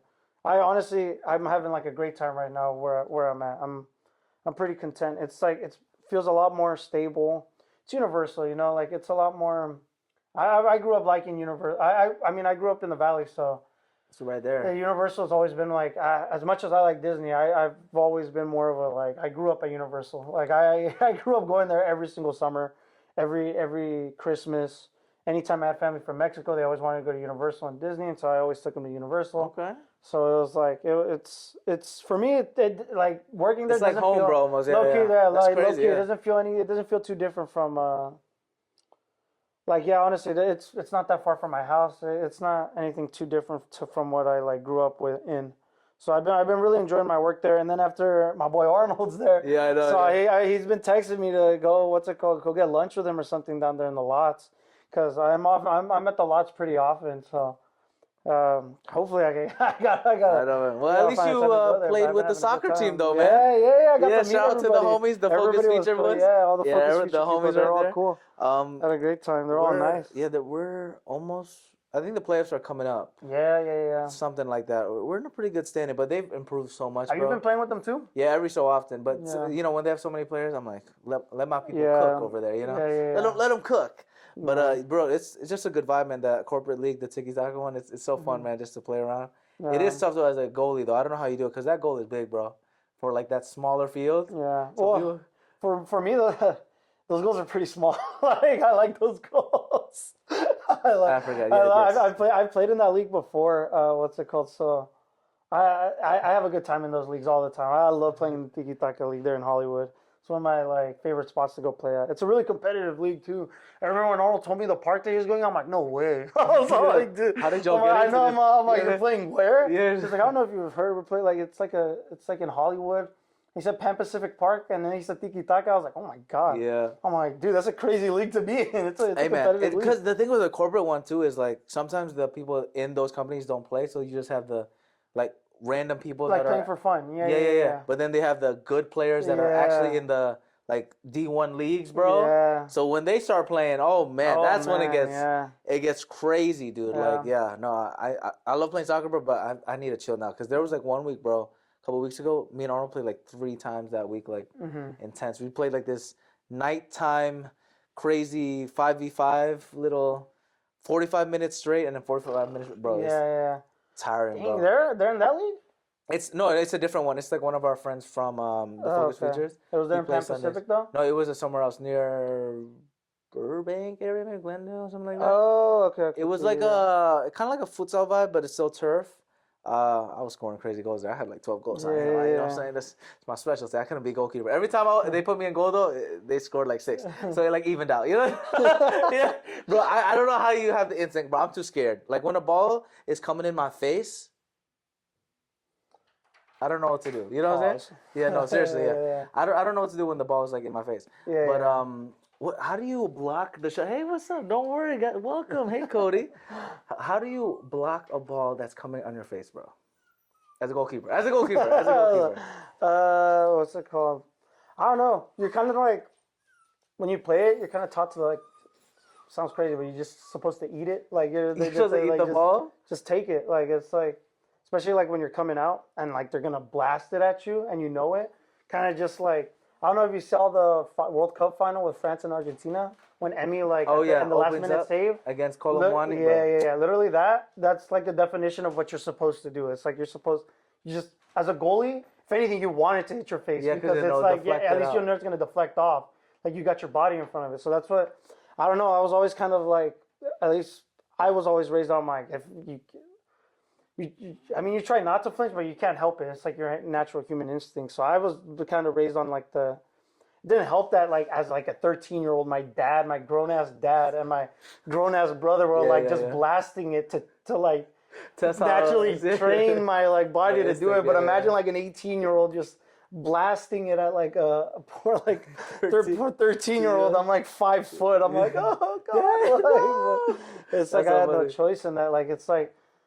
As a goalie, like you kind of, and then after it's weird. Like adrenaline really does play a big part in it too. Like you're so into it and you brace so hard that I don't want to say you don't feel it. You obviously feel it when you get blasted in the face, but it's more like especially like those chest shots, the stomach ones, those ones I never really feel, especially when they're like not even a foot in front of me and they just absolutely like boom, like blast it. Like that one, those ones are like fine for me. The face ones, yeah, like I tend, especially since I have glasses. Yeah. Like now I naturally go like that because I don't want to get it in the face. But like I don't know, there's no real like training for that. It's more like it's like I guess your job. It's your job. I mean, yeah, that's what you get used to it. You definitely do get used to it. And then after, especially depending on like the magnitude of the game, you're like, yeah, I'm dying for this. Like you're like, I'm gonna eat this because I want to win. The adrenaline of it too. You want to win. Like you do want to like take the ball to the face. Give me that ball. Like all over my face. Oh, sorry. Yeah, we got a little too carried over. No, but you low key want to. Like because you want to win. Yeah. I'm a competitive person.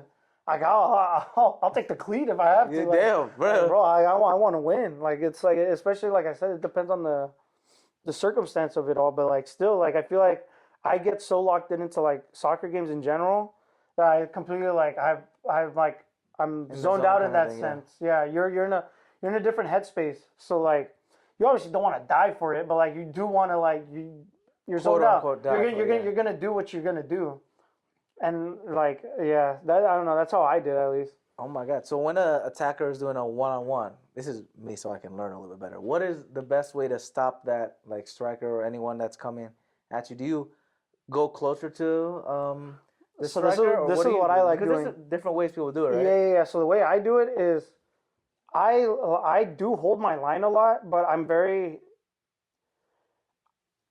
like I've always been kind of like slow in the sense that I don't run fast. But I have a very quick reaction time, and I feel like I also have a very like I'm able to come out at you quickly. So what I like to do is I like to hold my line to make it look like I'm not going to come out at them. Oh, that's dangerous. Then after I very spontaneously then jump out at them. And a timing that a striker's not used to a goalie coming out at. Usually, as a striker, you start to see tendencies of a goalie coming out a certain way, coming out like, oh, the minute I get to this part of the field, like they're gonna step up a certain way. Yeah. I have a tendency to try to throw that off because then it forces them to make a decision within like a second or two that they have. And most strikers, it depends, but a lot of like a good striker, they'll be able to make that decision quickly either way. And I can't do anything about that. It is what it is. It's a one-on-one. Yeah. But like most strikers, especially ones that aren't like I feel like as experienced, have like or ones that like I don't want to say the ones that are bad, but like the ones that aren't as composed, they'll fall under that pressure, and you'll either save it as long as you put your body and extend out, or as long as like you like, especially in that like especially like usually if it's a one-on-one, they're gonna expect the goalie to come out, but if they see you hold, like oh he's not moving, they're gonna look down.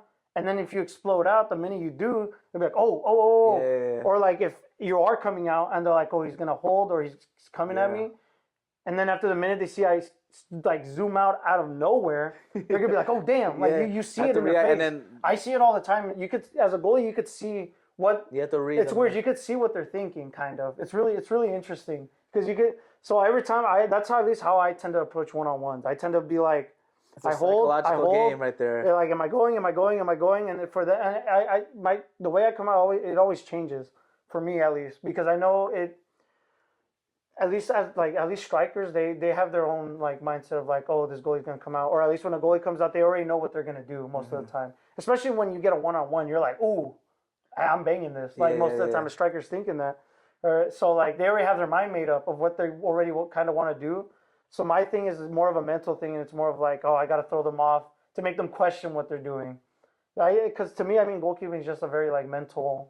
It's a mental position. Like if you're not a mentally at least mentally strong person, it's gonna be a tough position. You got to get used to being yelled at. You got to get used to getting scored on. Yeah. You got to be used to being the problem that like people are like. Because if you're not like, dude, like you have to have some type of weird confidence as a goalie. Like it's such a weird like mental. I think goalie's a way more mental position than any other position on the field for sure. Like that's why a lot of goalies tend to be more like people that are like. I feel like I wasn't very much, but a lot of goalies, like especially professional ones, like.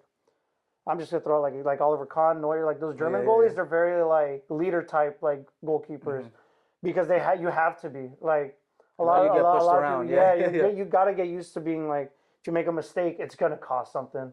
Like other positions, if they make a mistake, it can still lead to a goal. Sometimes it won't. Yeah. But as a goalie, you make a mistake, dude. You're. I mean, especially with like the sweeper keeper style, bro. That's like a high risk, high reward. Exactly. So it's like. I don't know. I mean, that's why I'm also kind of glad I grew up sports-wise. I'm glad I grew up playing like goalie. In basketball, I played basketball too, and then so like, or even in baseball too. Like there's a, like I'm glad I grew up specifically playing goalie also because like, I feel like it mentally prepared me for a lot of things that you do, like just in life in general. Like I feel like I tend to approach my things all very like sports related, yeah. Even in like film, like I always want to do more. I always want to be better. You want to like approach things like, at least I approach things very competitively. Like I obviously want to be. I always hate to say that but like it's like but I feel like you always have to have that mentality in a way. Like you always want to get better. You always want to try being as best as you possibly can in whatever you're trying to do.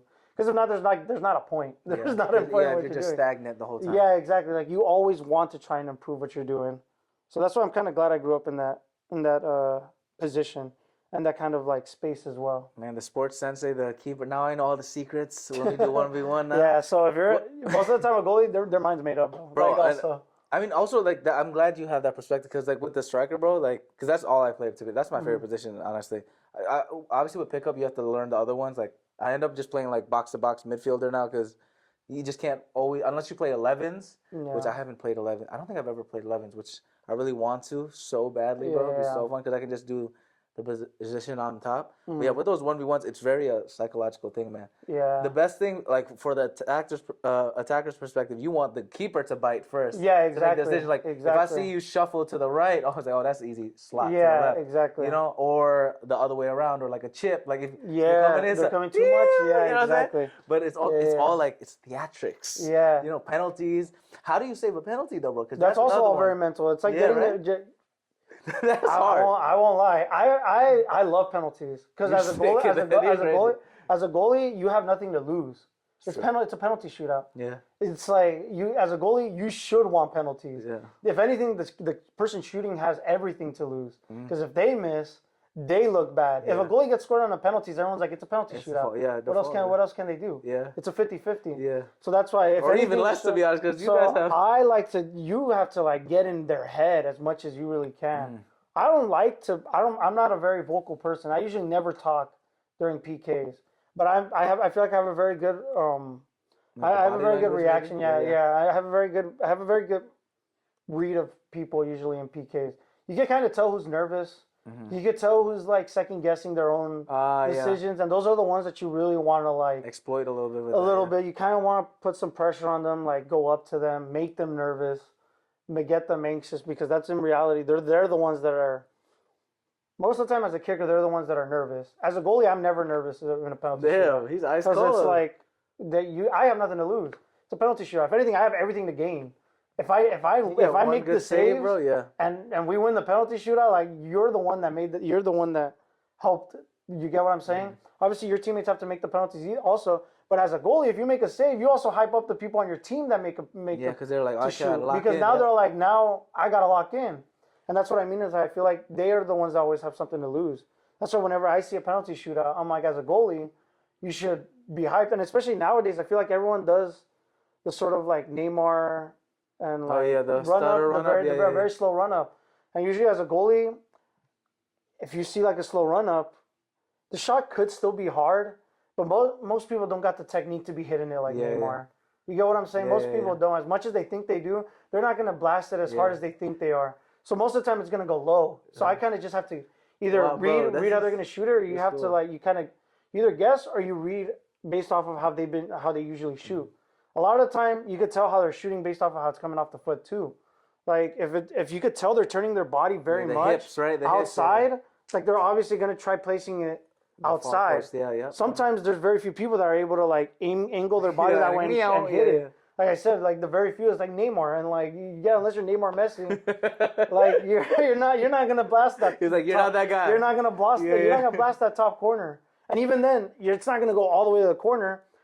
Like most you're getting is if I dive and I just extend my overhand, like that ain't going anywhere, bro. Yeah, like, bro. This guy's so composed. That's what I'm saying. Like, I'm the not complete opposite. crazy. Looking, if I was put as a goalkeeper for a penalty shootout, I'll be like.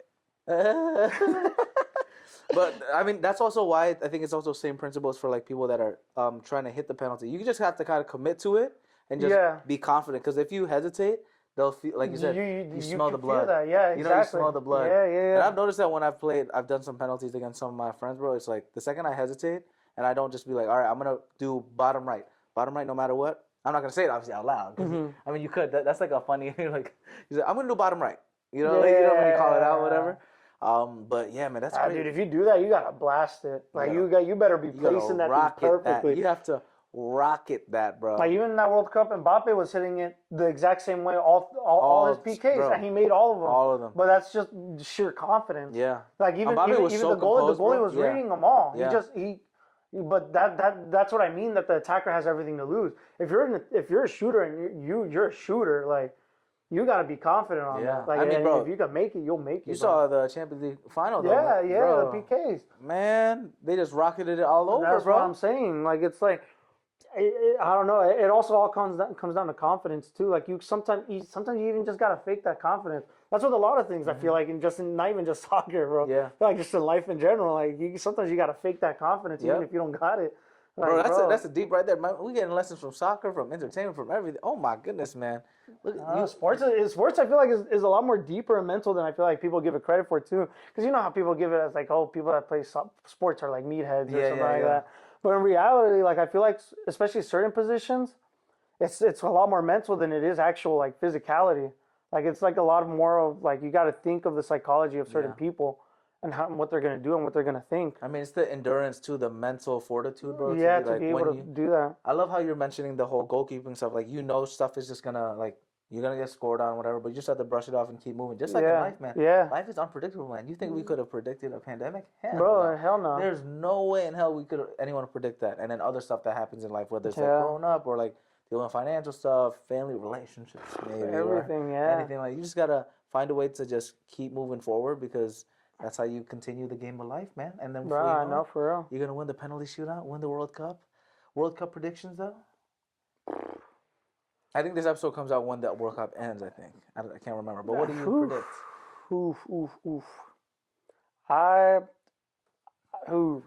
This is tough because I've been thinking about You're gonna have this on record, okay? So you can't switch up. I've been wanting Brazil to kind of win it. But I don't know. I mean, I actually feel confident about this Brazilian team. I feel like they're maybe getting quarterfinals, semifinals, but I don't think they make it finals. Dang. I think either Spain. People keep saying Portugal. I look, you think Portugal might get knocked out also. Yeah, bro, that's my boys I love Portugal. I really want them to win. But I think the furthest they make it is semifinals. Same with Brazil. I think Brazil could go far. Like, they could go further than, like, I think they could win it. But I don't know. I've been trying to figure it out so I could do my parlays. I've been thinking about it a lot. But I don't know. This one feels like a tough one. There's really good teams this year because even Spain Spain's good. There's a lot of I France feel like is ridiculous. there's a. I wouldn't even doubt if they make it to another final. Honestly, Bro, France's B team is that better team than keeps most teams, performing, bro. Their bench could that beat team another. is nuts, dude. I was talking to my brother about it. I'm like, that team is insane, dude. Bro, like, how do you even defend against that, bro? Dude, you have generational players at each position. Yeah, like that's the straight thing, up. dude. It's insane. It's insane. That's an insane team.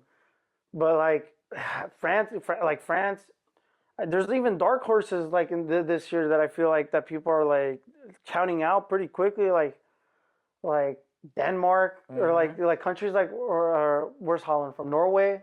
They have crazy players too that could push like as a dark horse. Yeah, I mean, Odegaard still we playing saw that with again. Croatia like Yeah. in 2018. Netherlands always has a fighting chance. Yeah, you get what I'm saying? Like, I think this is Japan. the first time where I'm genuine. I'm like, dude, and then now they up the number and how many teams it's there like, are. Yeah, 32 or I was like, yeah, and then after Mexico too, I'm Mexican. I'm hoping we could get past the quarterfinals. Hey, you guys are That's saying what I'm hoping. We're a home team, advantage, man. so- That's what I'm saying, and that's why I'm like, I feel like there's a lot of dark horse teams this year. It's been hard for me. Usually, I low key because the 2014 one and 2018 one I got right.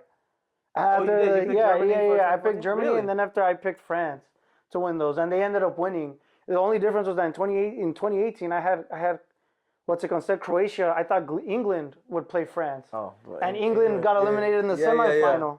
It's never coming home. Yeah, and It's never coming home, England. I can't trust England. Too. No, they have a great that's squad, my but thing that's too. the thing. That's my thing too. I was like, England's also another team that I feel like could It could be their chance this time could around. go, but they always It's like could, but every and- single time I put money. No, I'm Yeah, kidding. I know for real. You're like, well, then give me your number one pick and then dark horse pick for winner.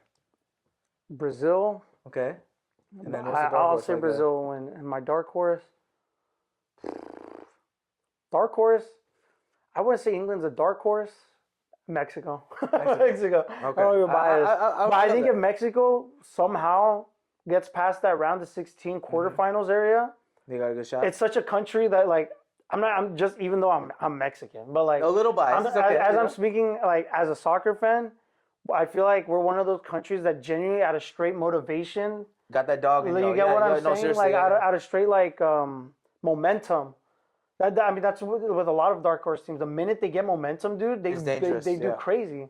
Even if they don't look like they're dominating a game, they could just get that one chance where they get a goal and they score, and they could just And it hold. shuts down the other team. You get what I'm saying? Like I mean, when Korea was playing against Germany that time, yeah, remember that one, exactly. bro? Yeah, that's what I'm saying. Like even Japan in the round of something when they played Spain in the last World Cup. Yeah, bro. They knocked them out. I mean, Japan's also been Yeah, on a another tear. team that's what They I'm beat saying. England in a friendly, bro. They were balling out over there. Bro, like These it's robots over it's here. you know? nuts, dude. That's why I feel like Mexico, since they're home too, especially. Yeah. It's like one of those. It's one of those teams that if they're able to pass that round of 16, round of They got a good fighting chance. quarterfinal, that momentum and that like just home advantage, it could really like Turn the really, tide, really, kind of, really right? like Yeah. give them that sort of like hype in that team to be able to like just push even harder than they have to. And sports is like so weird, dude. Sports is weird. Like you see it all the time where like momentum itself could literally just push a I team, mean, yeah. even I mean, if they're not NBA like finals, the greatest bro, right team. now. Even crazier, Dude, like it's what I'm the Knicks saying. making it back to the finals. Like, dude, momentum and like a big, like just its fan base, like pushing them could really like, World Cup is also so different, bro. It's a whole country I know. And then this is the whole the country. biggest World Cup, right? Because the most teams. So or more teams. I'm excited to see all that, man. Look at you, the sports world, the entertainment. Yeah, world, bro. And then after we're literally in a place where we're in U.S., Mexico, and Canada, place where there's possibly the most Mexicans outside of Mexico. Like there's such a big Mexican population outside of Mexico in the U.S. and Canada, so it's like. I don't know. In my opinion, this is like Bro, if Mexico a good wins the opportunity World for Cup, them to bro, push it. it might be world peace after. I'll tell you, it just might, bro. There's just so Or much. the there's US so will get much. very upset. Yeah, I was gonna say one of the two. Some people in the U.S. will get really upset. You know, I don't know who, but we know who we're talking about. Bro, I love the mix. This is why we had to have him on the show, man. He has the mix of the entertainment, the sports, and all that stuff. Any fun projects that are coming up for you soon, man? Whether it's like sports related or entertainment. Well, right now I'm working on a cartoon that I'm trying to get done. I had some concept art done, and then I'm like on a fourth version of the script right now, and then we have 2 more scripts for it too to do. I want to do 3 episodes, so we're trying to.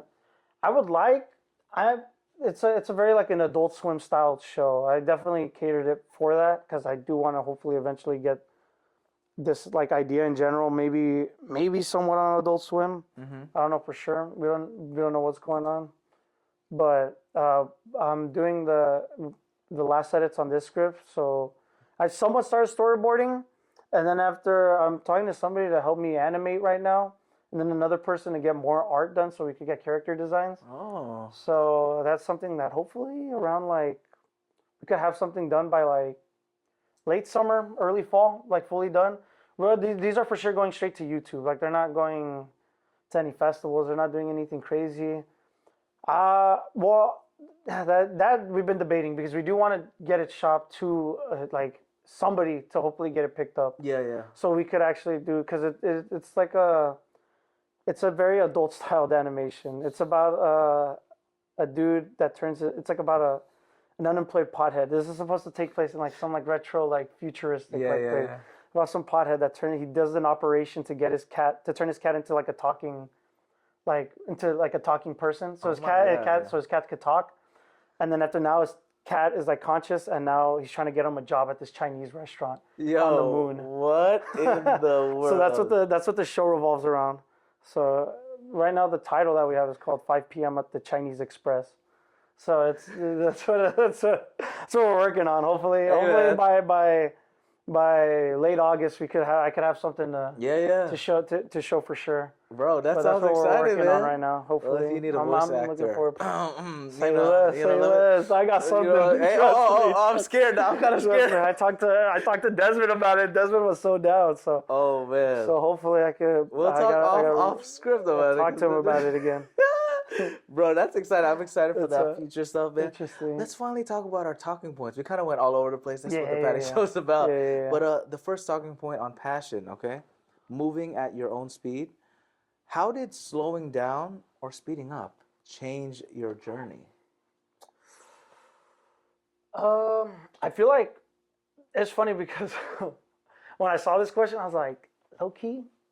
I was like, I feel like it's very like perfect for right now, for like what I feel like experiencing right now. Because I feel like I've always worked jobs that are like all over the place. I'm constantly doing something. I feel like I've always, and timeline wise too, I feel like I've always been a person that like, oh, by this point I want to have this done, or by this point I need to do this, or at this point if I haven't done this by now, then I'm falling behind, or and I feel like it's good to set those, but at the same time, I feel like it's an older thing too. As you get older, you realize you need to slow down a little bit. Like you do need to like take a breath. You need to take a step back and actually evaluate your plan of what you want to do. And I feel like this is the first time I'm at a point in my life where I'm actually genuinely slowing down. Like I feel like I'm settling down, kind of putting a plan together and actually like executing, if that makes sense. Like I have certain goals that I would like to hit, but like I am also not trying to pressure myself in the sense that I'm like, oh, if I don't hit that, I'm failing. I'm a failure. You know what I'm saying? Because then you could get in. It's so easy to get in your own head. Yeah, you get to a dark space. Yeah, it's so easy to get. It's so easy, especially in like art. It's so easy because you can't help but see everybody else. You see all these people younger than you, people older than you, people at your age that are like going like further, and you can't help but feel like, oh my god, like I'm falling behind, or oh I'm doing well compared to like it's easy to like fall into like comparison, especially and fall into your own head. And in this industry, it's so common, bro. Yeah, I feel like that. I feel like that's like the main thing. I feel like in this, it's so easy to like, and I feel like that it's also why so many people end up like stop doing what they really want to do because they see themselves like no, because look, like I'm clearly not going anywhere with it. I'm not doing this. I'm not doing that. And it's like at a certain point you have to. Everyone always says about at a certain point you do like you can't really like you can't compare yourself to everybody else because everyone's path is different, especially in this field, dude. Oh my god. Yeah. Like this is like. I feel like it's the worst field for that because it's so easy to fall into comparison because everything you could see, like you could see it all. Yeah, especially nowadays with like social media. Yeah, like you can't help but like see. Oh, this person's doing well. Oh, this person's doing this. This person's doing this. What am I doing? What am I doing? This person's doing that. This person's doing like it's so easy to fall into that. So I feel like I've done a good job for once, like kind of at least this year, really like kind of mellowing down and actually just kind of getting my own things in order. Because then if you start doing that, then you just end up doing nothing also because you start to be like, oh, like second guessing everything. Yeah, exactly. And I think a lot of, and I'm glad you pointed that, bro. It kind of comes back to my starting this podcast, bro. Honestly, I was always so like scared, like, oh, should I do this again? I had a radio show back then, and then took a little break from entertainment, traveling, all that stuff. I graduated during COVID, so finding a job and everything. So then, like, I'm like, oh, what? How do I make these episodes so perfect? What should be my guest? Blah blah blah. But then when I just sat down and was like, yo, F this. I'm just gonna do my first episode with my best friend Jan Conan. That was episode 1. Now we're on episode 97. It just sometimes you just have to be like, forget this. I'm just gonna do it, even if it's not perfect, even if it's messy. Yeah. And I think it's even perfect nowadays that content now and like stuff is not perfect because of AI. Yeah. Because now you definitely aren't AI because I mean Yeah. this episode was not AI. I'll tell y'all that. Sometimes, From all the crazy stuff we were saying, because AI would have scrubbed all the crazy HK references. And then after those imperfections is like what makes it unique and personal. Like that's what makes it like your thing. Yeah. You get what I'm saying? So it's like, I don't know, it's so easy to fall into that weird, like, because it does get very like where you're like, especially looking at everybody else, that just comparison. It's so weird. It's definitely interesting, for sure. I feel like, but yeah, I think this is the first time where I've kind of like mellowed out. I'm kind of enjoying what I'm doing again. I feel like for a while, I've always liked doing film. And I never like thought like I'm gonna do something different. I've always thought this is. I'm glad you're good at it. I'm like dying on this hill. I love that. I love that. But like, what's it called? But there are times where you definitely are like, damn, am I? Yeah, you second guess yourself. Yeah, all you're the like, time, damn, am I really built for this? Yeah. But I mean, I think that's where you really find out who you are as a person. Oof, also, that's deep. Because like, it's like, do you have that discipline to then be like, oh, even if I don't want to do it that day, I'm gonna go do it. Or even if I don't want, even if I don't think I want to, am I still gonna try and commit then? I said I was gonna commit to it, and now I'm second guessing myself. Am I now, like, you get what I'm saying? You start quitter, yeah, or even that, or you're like, oh, is this really who I am then? Am I like a person that isn't gonna follow through with it? But then it's like, yeah, you can't get caught in that, because then that's how you end up just not doing. Because you also have to remember that you're doing this because you like doing it. Like it's the fun of it. Yeah. All Once this you is start fun. losing that magic and that fun, it's like it's not really worth it. I mean, like you mentioned earlier with your story with the goalkeeping stuff. Yeah, too, exactly. You know? Like, yeah. You lost that kind of like full. You still love it because you're still playing it, but it's not the same level as for a career like in entertainment that you want to do now. You know, and that's the thing I think is also hard with people that have multiple passions and stuff. Yeah. To pick just one is very hard, but you just gotta try things out, ask people, see what they think. Also, it helps a lot. Also seeing what other people think about your different passions. Because like I'm sure you get in all the praise from people being like, hey man, you're really good at this. Yeah. It gives you that confirmation like, oh man, maybe I'm doing the right field. Yeah. I shouldn't have been a goalkeeper. Stuff like that. And I always think about that too, because whenever I second guess stuff, I'm like, thankfully I post every day on the Patty Show podcast at TikTok, Instagram, all that stuff. So it's always nice getting like random comments from friends I haven't seen or new people, and it's like the days that I'm like, oh, it's still the same thing. I'm not getting paid for this, whatever, all that, whatever. And then that one comment, that one person be like, hey man, you're doing a great job. Like, keep doing you. It's super encouraging. And it's nice to surround yourself with people like that. But that's also, what I love about the internet. You meet random people that just give you random comments like, hey, my man, you're doing amazing stuff. This was so inspiring. This was this, that, or the other. So, man, you never know what energy you bring out there. Good energy comes back eventually. Yeah. Kind of thing, man? Look at you, man. The deep guy with the deep answers. The second talking point on pleasure, enjoying the rhythm. How do you stay present instead of rushing ahead?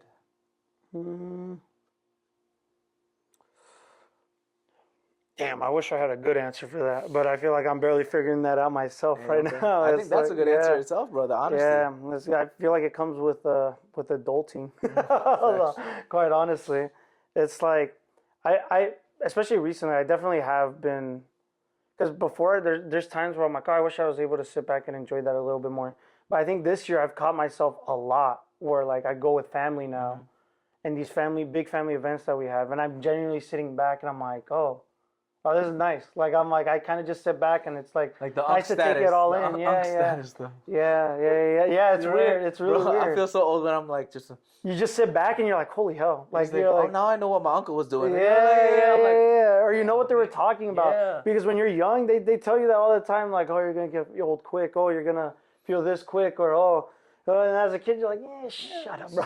Let me play my video games. I know, bro. And my puppets and balls in my face. You know, I want it all. You know what I'm saying? Dude, as a kid, you're like, dude, like you're so like as a kid, you're so dismissive of like these feelings that you don't realize that when you get older, you're gonna be like, damn, like Yeah. And I catch myself all the time, like being like, I'll be with my brothers.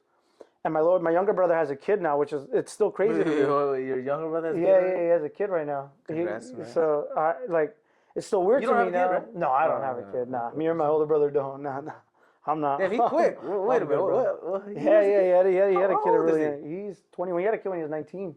Shout out to the homie out there. Yeah. It's the boxing world right there. Yeah, but what's it called? It's like whenever I'm hanging out, sometimes like it'll be us, like it'll be me, my brother, his girlfriend, their kid, and then my older brother and his girlfriend. After we'll all just be hanging out, and sometimes I'll just sit back and I'll be like, damn, dude. And then my cousins will come over or something, and we're all just hanging out, and I'll just sit back and I'll just be like, dang, dude, like this is wild, because I used to rewatch a bunch of my old like childhood videos, and it'd be like my dad and his brothers and his cousins hanging out. Bro, that's so heartwarming. And then after in my head, like I'm just looking at I'm looking at them, and then after I just think about that, I'm like, dude, I now I know what my uncle was probably feeling in those videos, or now I know what my dad was probably feeling in those videos. Hanging like, it's like I'm the same age that he was in those videos, and so now I could kind of put as a kid I would watch those videos and I couldn't even think about what they were thinking. Like to them they were just getting drunk at a party. But now like I'm all like I could kind of So it's kind of funny to see it. So I think that now I've been doing I think this is genuinely the first year where I genuinely feel very at peace. I'm very I feel very comfortable with where I'm at. So I've been able to, I think this is the first year where I've been really able to take in a lot and been able to like kind of sit back, look at everything, and just kind of be like, I guess kind of grateful for everything and how everything's gone. Because I mean, in my head, I always say like things could always be worse. Even no matter how bad things are, I'm always like it could get worse. It can't. It could get much worse, man. It's not. Like I'm like I'm very grateful for what I have and for where I am now. I feel like I struggled with that for a long time, especially like throughout college, because you can't help. And honestly, it's just the college thing. Like I feel like you can't help but feel behind. Because of proximity with everybody. And everybody's on their own thing. Like everyone's on their own path. So it's like in college you can't help but feel like behind. But in reality, it's not even. It's just a thing you're creating in your own head. It's not even like. You realize that honestly, people don't care. Like I don't want to say people don't care about you, but like people don't care about what you're doing in life, and to a certain extent, like it's like you're just a speck on a rock. Yeah, exactly. Yeah. Everyone's in their own little worlds. So when you kind of like let go of that like pressure of like what you think people think of you or what you think you should be doing at this time, it kind of like all just sort of like it's easier to sit back because now you're like, oh. What am I doing? Yeah. It's freeing, bro. No, yeah, it is. I love how you point that out. It's like you matter. Everyone individually matters. But also, then the flip side is like you don't really matter. It's also freeing because now you don't have to worry about what people think about you. Looking like a goofball. Yeah, exactly. Doing things that are non-traditional. You think puppeteering is the coolest thing? Come on, now let's be honest here. You know what I'm saying? Like, but he still gets the ladies. You know what I'm saying? Stuff like my boy, he's a keeper, as they say. You know. Yeah. So it's like if you cared about that, bro, you would never pursue. Yeah, I feel like you should always embrace like your inner weirdness, no matter how weird you think it is. Like just embrace it, bro. Like it's very freeing. It's very freeing. So I feel like it's been something for once that I've been like this year. I've been like, you know what? Like I've always been very confident in my life. I've been very content with myself. But this is the first time where I've genuinely like I haven't really taken into account like it's just been very much just like, you know what, I'm content. Yeah. I'm very. Dude, I love the growth that you're going through, man. This is why we needed him on the podcast. Look at this inspiring quotes out here. Therapy session. I know this. Literally, it's just all the therapy and just like all the quotes. Third talking point on positivity, trusting timing. How do you stay positive when progress looks different than expected?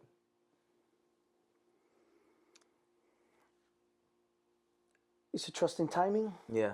Yeah, I think you should always trust timing. low key. We were just talking about that earlier, but it's like as much as you don't think, it's like things are happening for a reason, and it's what you do with those things that are happening, honestly, and that's how you find like the positivity and all that. Because it's like even if it's bad things, I feel like I've gone through some pretty crappy things. I've gone through really crappy things now that I think about it, like within the last like couple of years, and like if genuinely like, dude, yeah, I feel like if you trust, you really do have to kind of just trust that what's happening is hopefully gonna work out. And it sounds crazy, but as bad things are going, like eventually, like especially that's what I mean, where it also like shows your character. You really have to like. Because you can't also just let the things happen to you. You also, but but that's what I mean by like it comes down to your character as well. Like you have to be able to like very much like that's where you really test yourself as a person to see if you have the determination to get out of those situations, and then that's where everything kind of starts falling in perfect like sync. That's really what I felt like within the last couple of years too. Because it's like I'm like, wow, damn, this thing keeps happening. What can't get worse? Oh, it got worse. Oh, it got worse. Oh, damn. But then after. I'm kind of glad those things happen now that I'm like older, because it's like those were experiences that I feel like I needed to happen, and it like showed emotions that I didn't know I had to experience, and now you could talk on those emotions or those experiences. I feel like pretty well, and then after now you know how to now if it comes at you again, you're ready. You have a very more. You're ready for it, and you have different ways to approach it, different ways to... More prepared, I would say. Because also, you can never fully be ready. Be ready for what's going to happen. Yeah, exactly. So unpredictable. It could be way crazier, it could be less, but you have like the tools to... And you have what is called the evidence to show that you can handle situations that are difficult, that are thrown in front of you, where it might seem impossible at first, but once you do it once, twice... It's like sports. Like we talked a lot about sports, but it's very true that resilience. That first shot when your dad was rocketing that ball to your face, you're like, oh my god. Yeah. Second one, you're like, and the third, you're like, dude. You're like, okay. And then the 30th, you're like, literally. Sean soccer, this is, you know. It's true. Yeah. So that's similar to a lot of life, and of course, unpredictable stuff like that, big pandemics, big stuff that happens, but it's the like you mentioned.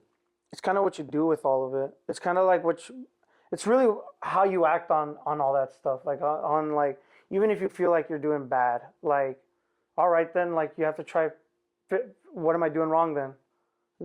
That's where you figure it out. And that's where you're like, okay, this is what I could do maybe to get better. Even if it's something that's out of your control, you can still kind of be like, okay, what can I do mentally then to kind of like, so I don't feel as like, oh, like it's all, or what can I do to mentally like strengthen myself as well? Like not just like, because then if you're just if these bad things keep happening, obviously it's going to beat you up. But then if you kind of do, then you're just going to let it beat you up. And then life's going to happen. Yeah. And then you're going to get to a point where you're like, dang, now maybe I can't, you get what I'm saying? And you're already kind of in a hole already. Yeah, exactly. And it makes it harder. Because if you just keep taking all of the balls to the face, no diddy.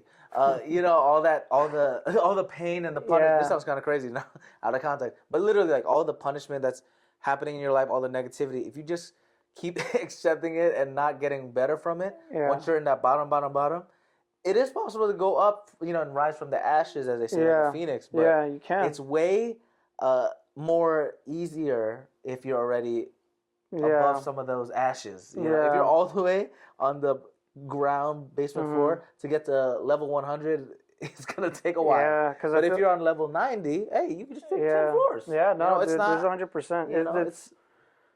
I feel like So I feel like timing also comes down to a lot of that, because it's like you obviously wonder why everything's happening when things are happening. You're like, why is this happening? Yeah, why is this happening? Yeah, why me? Why me? But like at the end of the day, it's all like, well, okay, that stuff's being thrown at you now. Okay, then what are you gonna do now? What you gonna do about it? What you gonna do?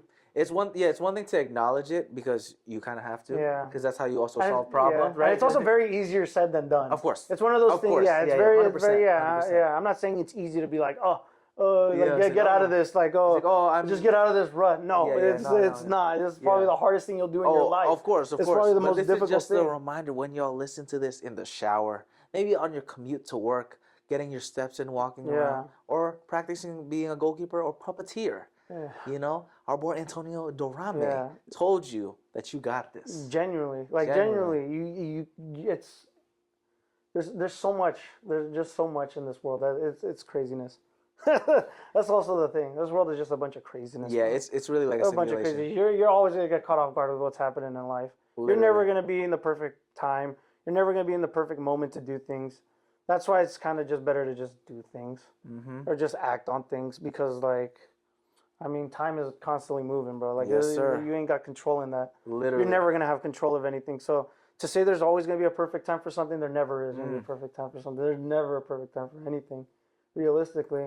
So they say when you have a kid, you're never gonna be ready. And I've never met anyone that said like, yeah, I'm ready for a even kid. if you're a millionaire, The you're not minute they ready have a to- kid, they're still like, I'm still not ready. Yeah, even yeah. if they said they were, like, it's like, there's never a perfect time for anything. So honestly, just like yeah, Just do it. Chase your dreams, like our boy Dorame said over here. live your What life. would what would you tell your younger self right now to do if they were stuck in a rut then? Crack? No, I'm kidding. I'm kidding. No. Stay in school, kids, please. Oh, yeah, stay in school and don't do crack. Well, Depends. don't do it. Don't do it. No, don't do it. Yeah. No, let's make that very clear. Don't do crack. Don't do crack. Maybe a little math. But no. What would I tell them? Shit. Like as advice, Yeah. chill out. Chill out. Chill out. Chill out. Because I feel like when I was younger, I was very. By the time I'm 20, I need to be doing this. By the time I'm 25, I have to be here. And by the time Yes. I'm 30, I'm here.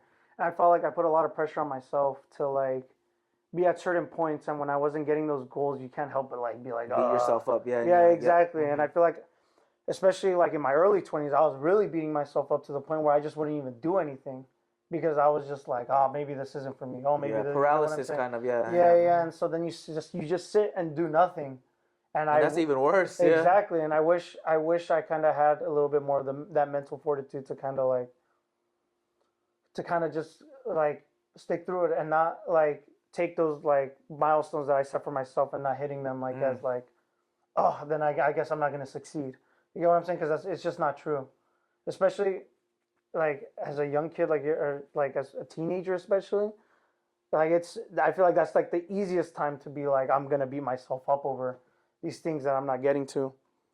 But man, like it's all, trust me, life works like clockwork, dude. It's like a lot more, it could go a lot more smoother than you think sometimes. Yeah. I feel like There's a lot of surprises in life that yeah, are I feel great, like sometimes a lot of the issues that you have in your life, sometimes like I don't know, it could be much worse, but you don't think it can. You're like, this is absolutely the worst thing that could ever happen to me, worst.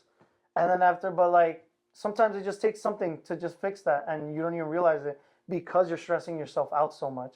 When in reality, it's kind of the answer is there. It's weird.